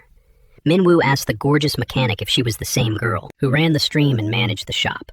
She explained that the live streams were just a hobby, and her real job was keeping the shop her father owned running smoothly. Harry then started grilling them about the upcoming competition and why they weren't out there putting in the work. Minwoo, fully confident in his friend's skills, bragged that with Jay on their team, victory was in the bag. But June cut him off right there, after having scoped out the other contestants and checked the rankings. He warned them that if they didn't take this seriously, they wouldn't even make it past the preliminaries. The mood got pretty awkward.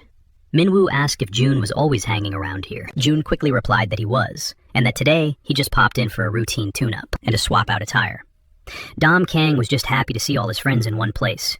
He thought it was basically their little clubhouse. He told us he was worried about June spending so much time digging into other competitors, especially with the entrance exams right around the corner. Still, June wanted to show them what she'd found regarding the other participants and their abilities. When June played a video of a cyclist easily hitting speeds over 100 kilometers per hour, they were all completely floored. Seriously, they couldn't believe a cyclist could even reach those kinds of speeds. Harry, the shop manager, and a total pro in the field, explained that hitting that speed, on a 5.1 gear ratio, was mostly thanks to drafting behind a car acting as a windbreak. Under those conditions, any elite cyclist could hit 100 kilometers per hour. She also mentioned that the new Guinness World Record for cycling speed was over 200 kilometers per hour. Minu remarked that there seemed to be no limit to human potential. He then asked June who this guy was. After some digging, June reported that he was known as Monster 13.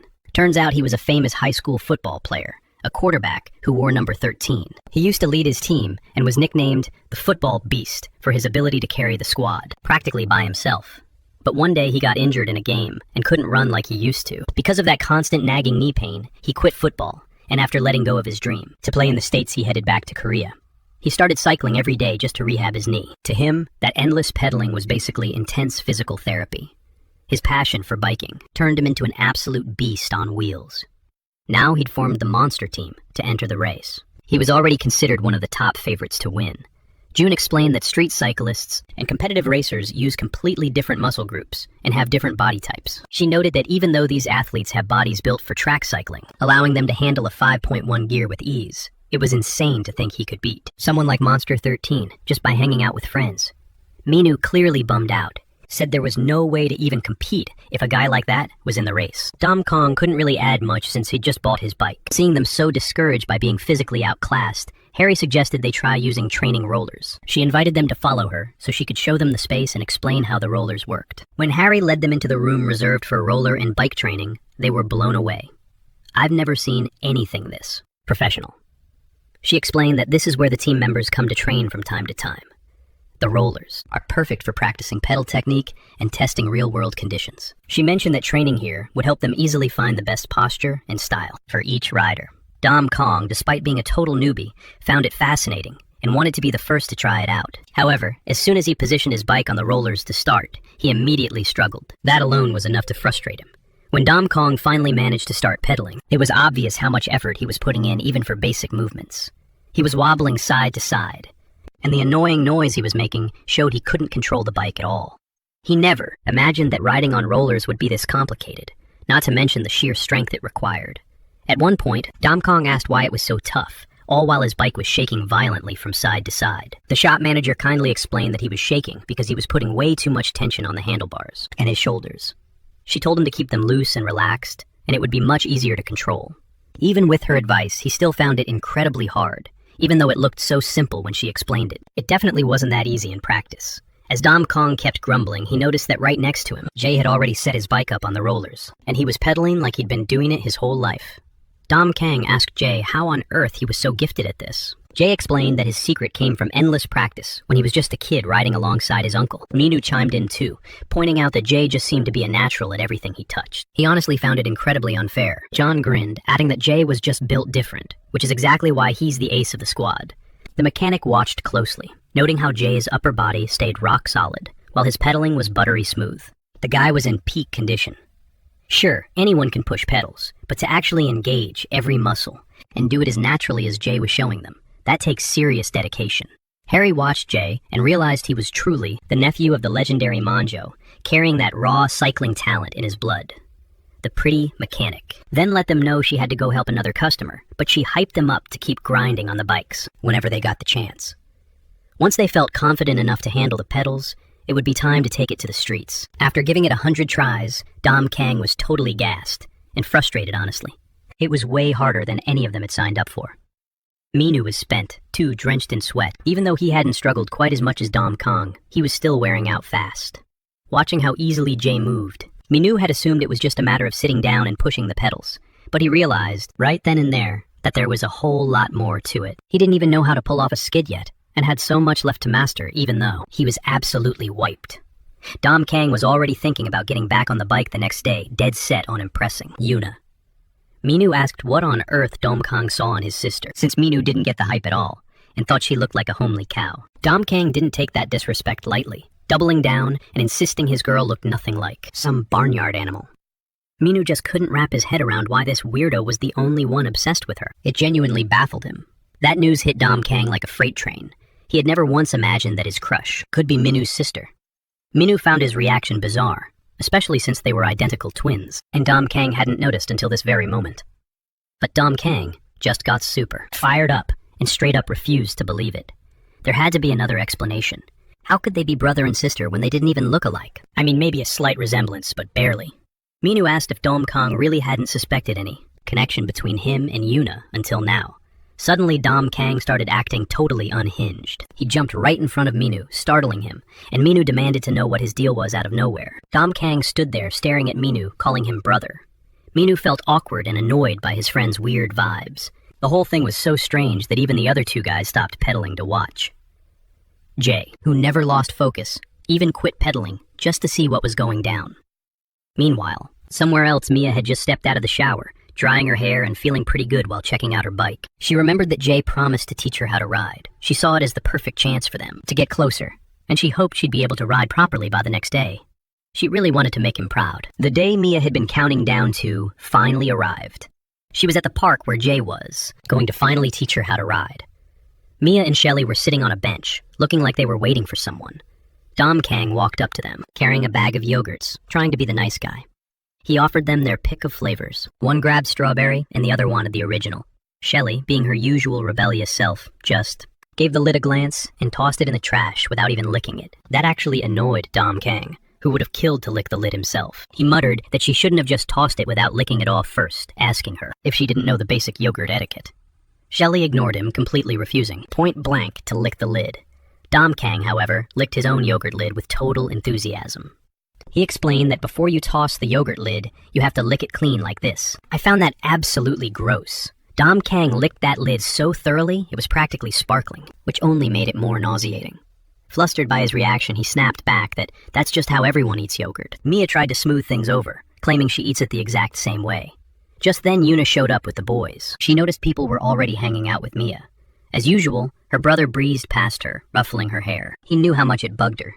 Jay, being the total gentleman, didn't even register it. Yuna, for her part, wasn't paying any attention to Jay either. Minu, playing the Joker as always, rolled up with a wisecrack. With the girls waiting, Dom Kang and Mia both stood up. She waved, hoping Jay would notice her. Shelly wanted to catch his eye too, but she stayed put. Dom Kang, ever the gentleman, and a huge show-off, rose bowed and greeted the newcomers. He couldn't wait to show Yuna his brand new cycling skills. He bragged that he'd spent the entire night training, just to show her everything he'd learned. But the young woman just told him to stop trying so hard to look cool, even though he claimed to have practiced. His odds of impressing her were 0. Dom Kang desperately needed to win her over, by any means necessary. So he decided to pull off a stunt to score some points with her. At first, everything was going smoothly. He was giving it everything he had to appear, like a master of the bike. He showed off his unique drifting technique, though he'd basically just mastered a new way to get hurt. Lacking both luck and actual skill, he completely botched the long drift. His total lack of ability caused a minor wipeout, which he felt directly in his lower regions after a wave of sharp pain. Dom Kang couldn't take it. He scrambled off the bike and curled up on the ground like a crying toddler. Writhe in pain, that is. Yuna noted that his training really paid off, since now he could put on amateur bike comedy shows. Walking over to him, she told him he shouldn't try so hard, to make her laugh, that he should just be himself. Completely unbothered by the chaos, Mia stayed hyper-focused on Jay. She stepped toward him and asked if her bike seat was too high. With a serious look, Jay explained that if the seat is too low, pedaling becomes a nightmare and it's terrible for your joints.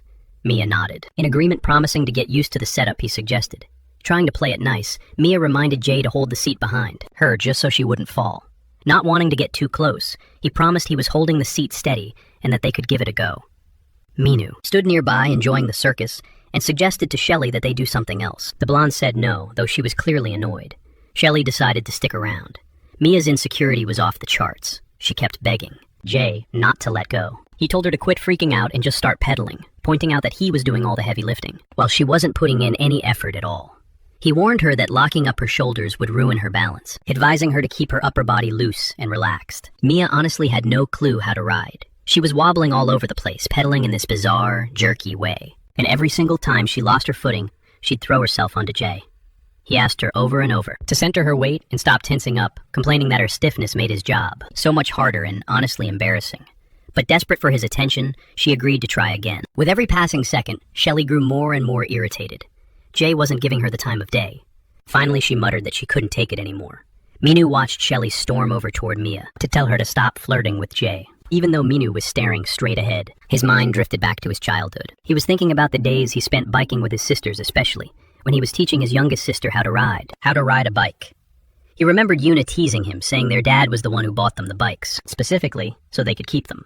Despite the jokes, he truly loved biking with them. He recalls the day a skilled rider zoomed past them, acting like they weren't even there. His little sister was totally amazed by the rider's moves. That quick moment really pushed Minu to train hard and eventually match that stranger's skills. His younger sister excitedly suggested he chase the guy down. Minu told his sisters to hold on tight while he pedaled with everything he had. Those precious memories left Minu feeling calm and peaceful. Back in the present, Shelley walked up to Jay and asked if he could teach her how to ride, claiming she had forgotten how. Trying to avoid the drama, Jay straight up pointed out that he'd already heard her bragging about her amazing skills in cycling. Upset, Mia snapped at Shelley, telling her to stop flirting with Jay so he could get back to the lesson. Not backing down, Shelley asked if Mia was actually there to learn how to ride, or just to spend the whole day all over him. Offended, Mia demanded to know when she had ever been all over Jay. She insisted she'd barely even touched him, denied any inappropriate contact, and ordered Shelley to stop making things up. Seeing his friend's embarrassment, Minu stepped in to cool things down. He suggested they swap partners. Minu would teach Mia, while Jay took a break with Shelley. Jay sighed with relief that his buddy saved him, having totally lost track of all the girls. Bickering.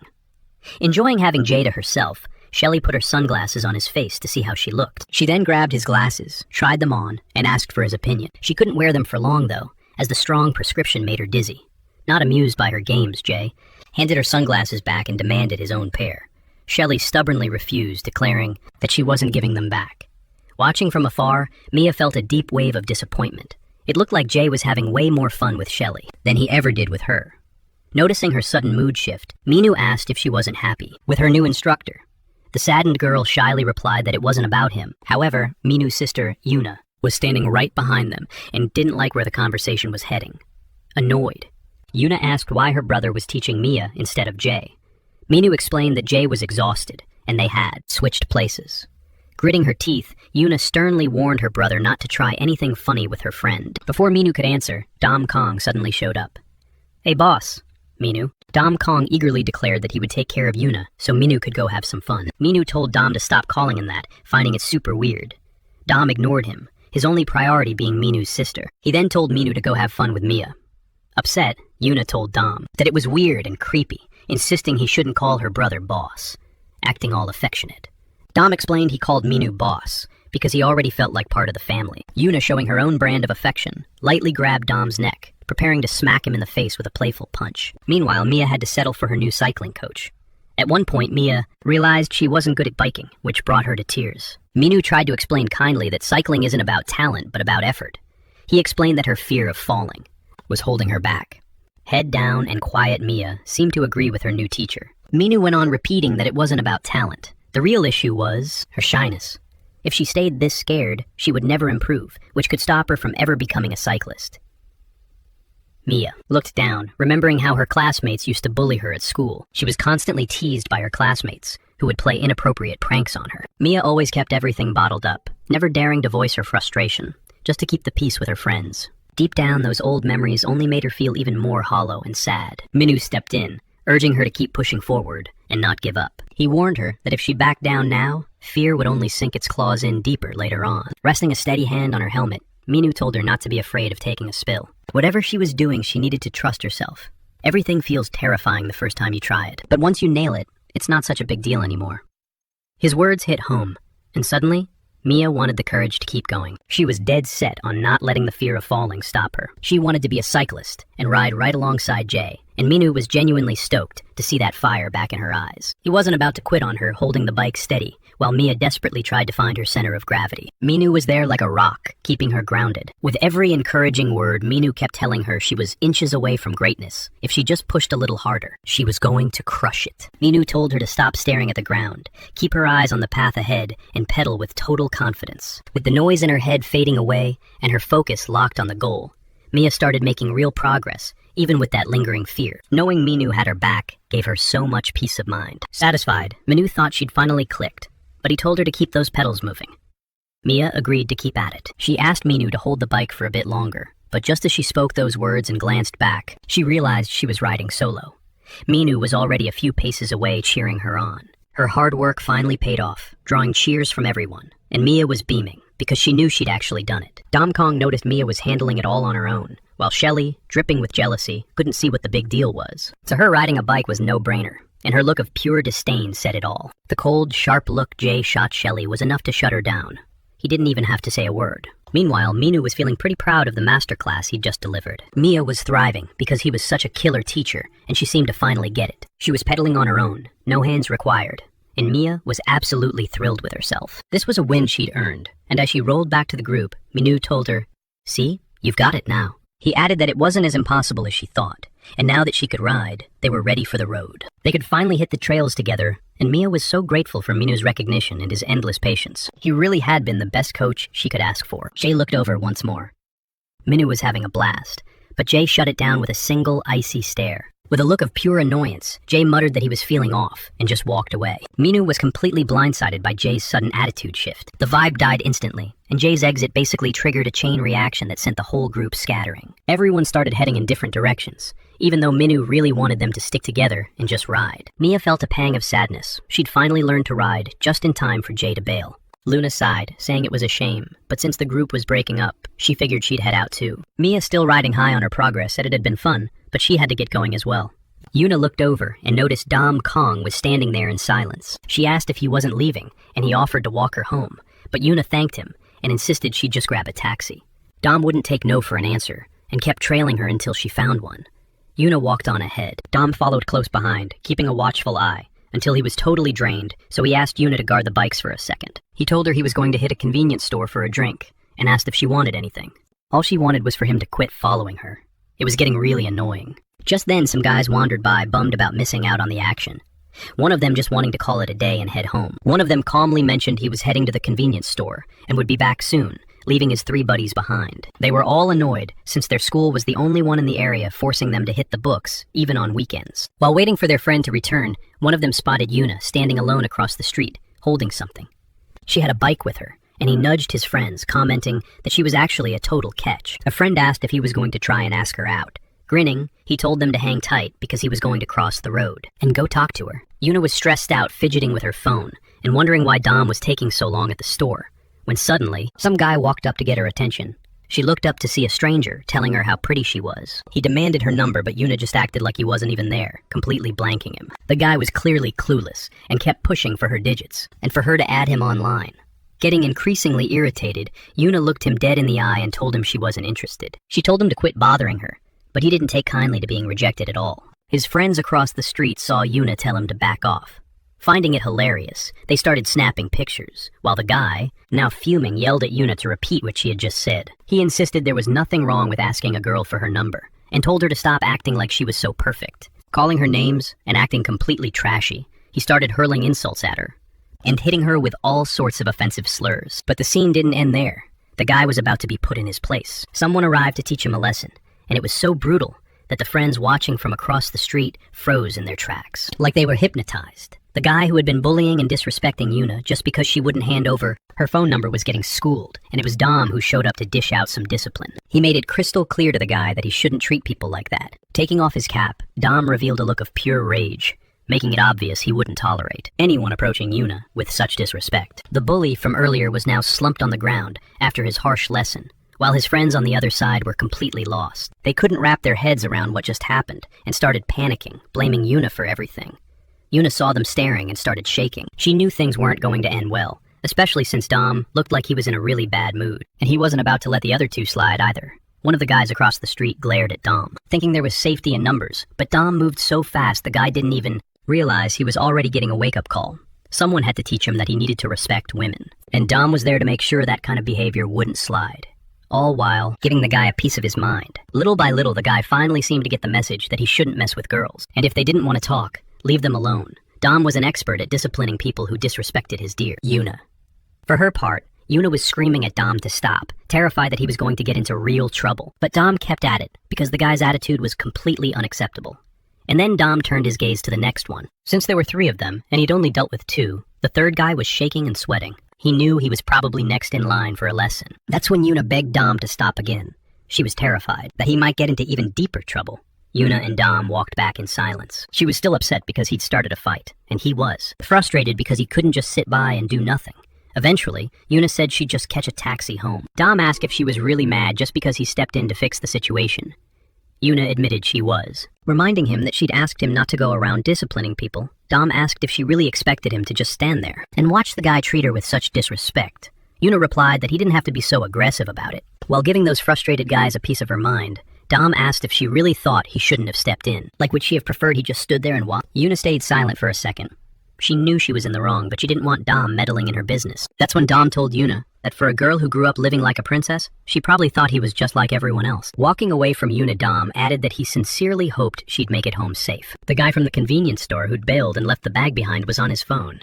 It sounded like he was calling for backup. Explaining what happened to his 3 buddies, things started getting real once he retold the incident to a close friend, and these happened to be guys connected to Vinny, who's known for being a total troublemaker. And an instigator, the guy on the phone, said he got it, and promised they were going to do something about it. The guy on the phone said he understood and promised action.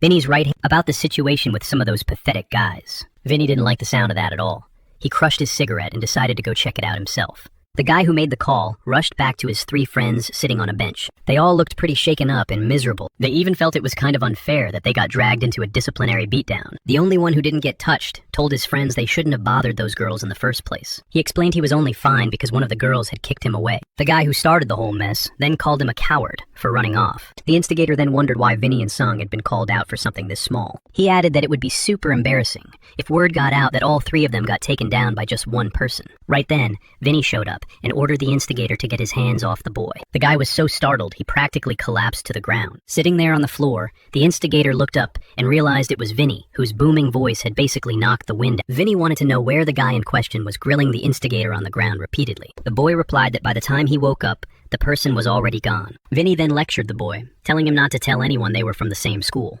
because it was just pathetic.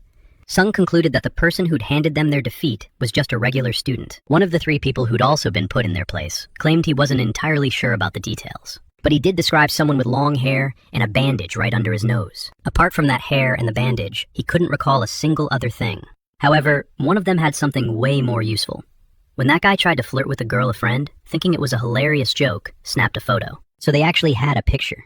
They just assumed the girl with the bike was his girlfriend. The quality was pretty trash, though, which made it nearly impossible to make out who was who. Sung was dying to know what he could possibly do with that snapshot of the girl. The guy in the photo who'd gotten shut down by her was seriously annoyed that someone had caught that moment on camera. Vinny, after scrutinizing the photo and the bike, realized he could use this to dig up some real intel.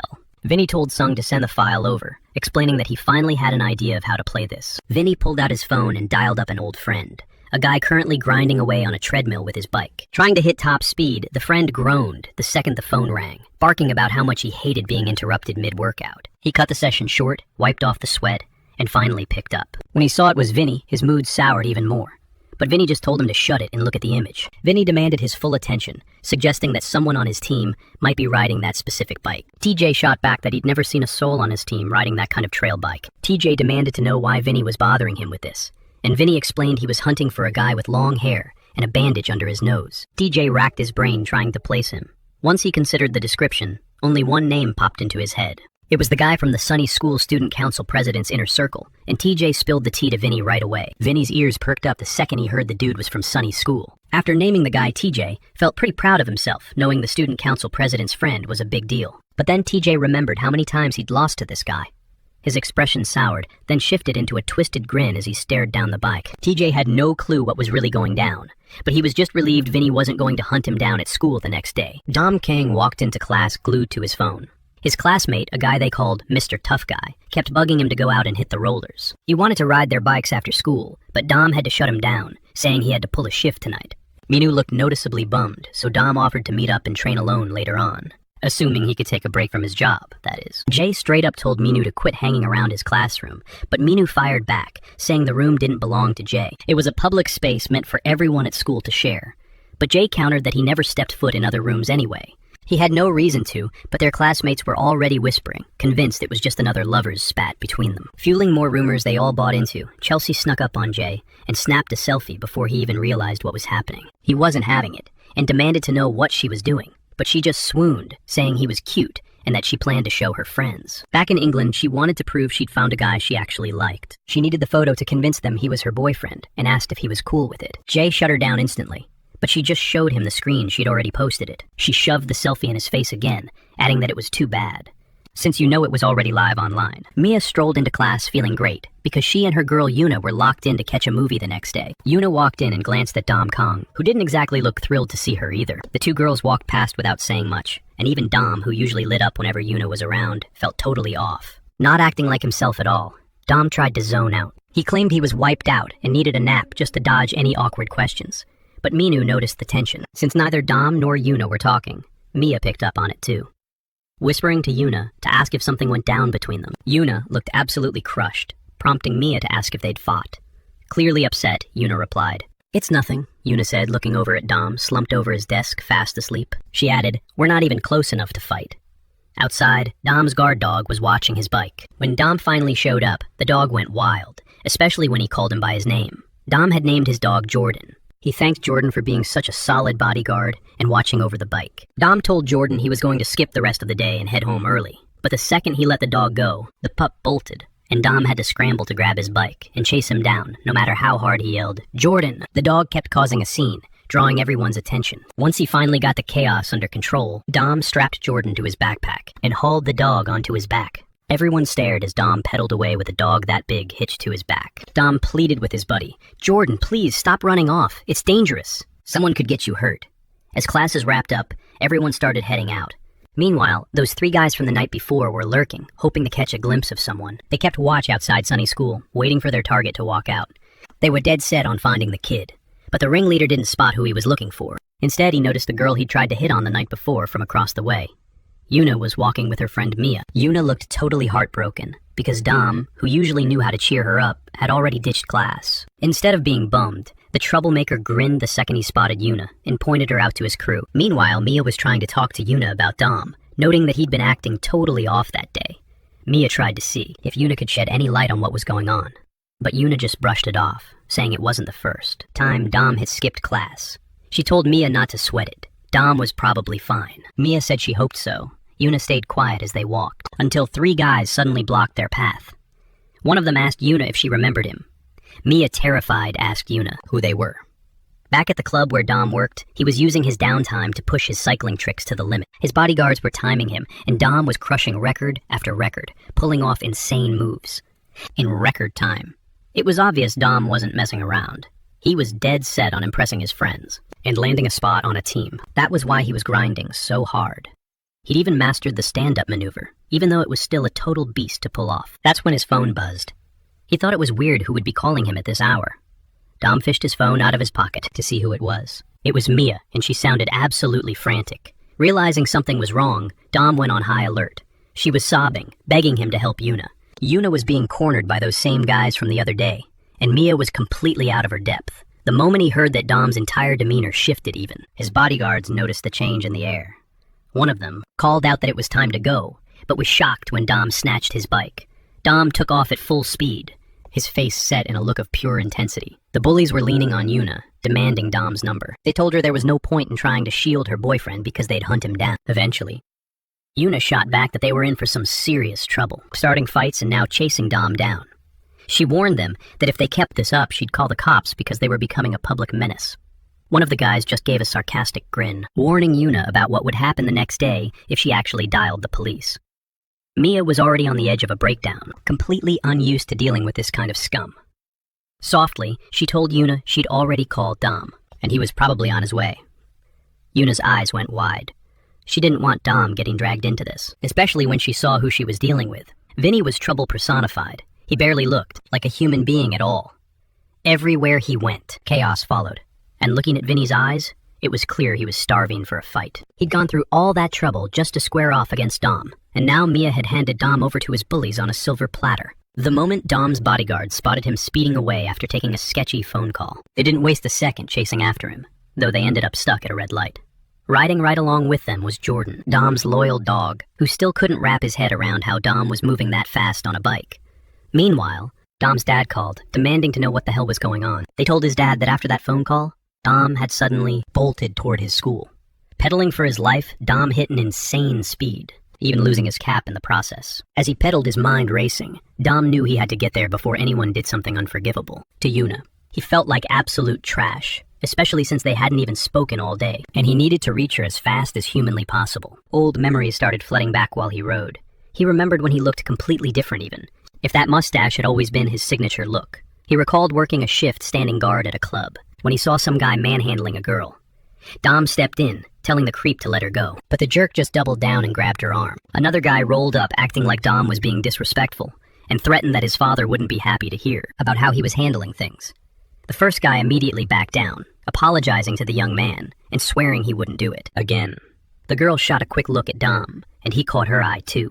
That was the first time he noticed Yuna, and the first time she saw him on her first day at Sunny's school. Dom Kang was still on crutches back then, stuck with a busted leg. People wouldn't stop whispering about him. Rumors flew that he must be from some high society family, or have connections to big shots. While he was standing there checking his phone, Yuna walked up and asked if he was the mustache guy from the club. That was when they realized they were in the same class. She demanded to know how he had the nerve to show up at school like that, telling him to stop dyeing his hair and start dressing like a normal person. Dom Kang, clearly annoyed, asked who she thought she was to boss him around. She didn't.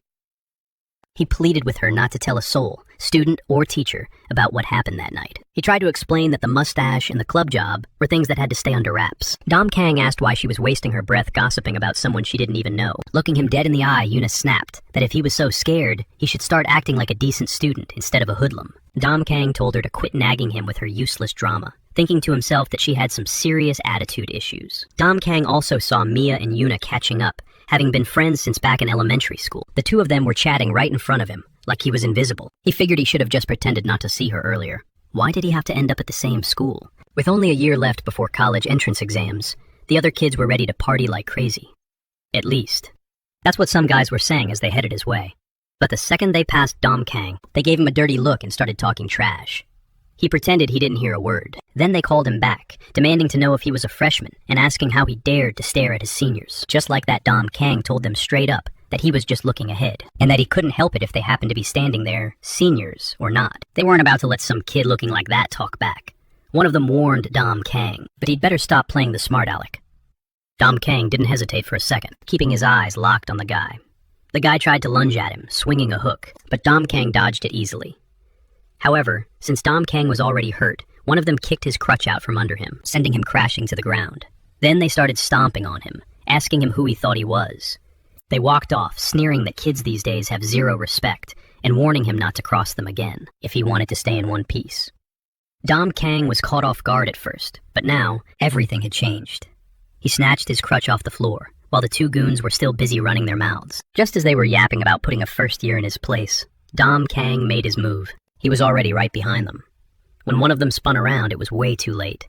The crutch was already inches from his face. And just like that, Dom Kang turned into the school's most effective disciplinarian. He dropped both of them cold. Mia and her friend were walking by, chatting away, until they spotted Dom Kang educating those two troublemakers. Both punks had already been thoroughly dealt with. Yuna was stunned to see Dom Kang, crutch in hand, holding his own against both of them. He was still standing there, looming over the guys who had tried to jump him, even despite the crutches and that broken foot. Inside the principal's office, Dom Kang was getting a serious lecture. After all, a first-year brawling with third years was strictly forbidden. The principal barked at the teachers to get back to their classrooms, stop the gossip, and start actually keeping an eye on the students. He also ordered them to make sure news of the incident didn't leak out. He wasn't about to let the school's reputation take a hit. The vice principal was livid that this mess happened while he was away on a business trip. He told Dom that his parents were already on their way. Suddenly, a knock, the secretary rushed in. She informed them that Dom Kang's father had arrived.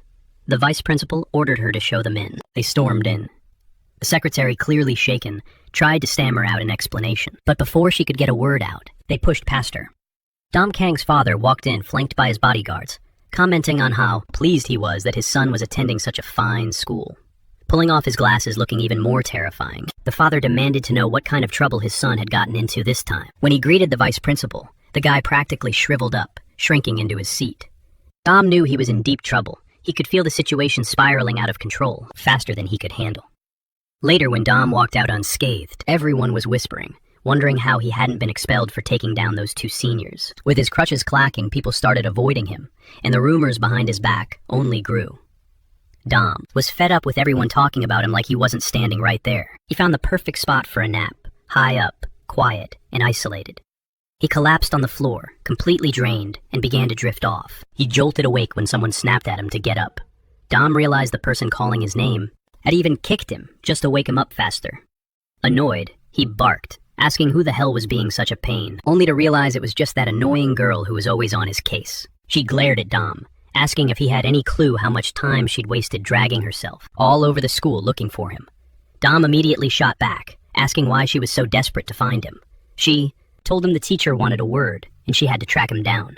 Rolling over, Dom muttered that he'd go later, but for now he needed to rest. Dealing with teachers gave him a massive headache. Peeking with one eye to see if she'd finally left, he noticed she was still parked next to him, messing around on her phone. She glanced at him, and for a second she looked like she actually pitied him. How could a student dye his hair, work at a club, and still find time to beat up seniors? Why couldn't he just try being a decent student? For once, Dom Kang really wanted to know why she cared so much, and kept pestering him. She was really pushing his patience to the limit. They hung out on the rooftop for a while. She asked him what his plans were, after he finally graduated. Dom thought it over. He just wanted to know why she was asking him things like that, especially out here. She just remarked that everyone had things to do, and figured he must have something on his mind, too. Dom then mentioned he loved music. She asked if he wanted to write songs, compose melodies, or be a singer. He clarified that he didn't know exactly what he wanted to do with music. He just knew he wanted a career in the industry. She thought his answer was way too vague, considering all the paths he could take. Dom explained that he felt calm every time he listened to music, whether he was at the club or just hanging out at home. That's when he realized he wanted to create great music, too. Yuna told him that if he studied music, he could get into a university and earn a solid degree. Dom Kang wanted to know if it was really necessary to go to college just to study music. Yuna replied that she didn't think there was a law making it mandatory. Still, university is where people go to specialize in the field they want to pursue. Dom listened while lighting a cigarette. Yuna, however, told him no. Dom pulled the cigarette from his mouth. Yuna then added that whatever he does, he shouldn't be smoking at school, especially not there. Yuna told Dom that if he didn't even have a high school diploma, society wouldn't take him seriously. Dom tried to brush it off and asked her what she wanted to do. Yuna said she didn't know yet. Dom struggled to wrap his head around her answer. Yuna explained that she studies hard every chance she gets because she wants to work hard for her younger brother. She didn't really have any long-term goals for herself. Then Dom asked about her brother, and she went silent. It seemed like a topic she really didn't want to touch. Yuna then said she was just wasting her time there.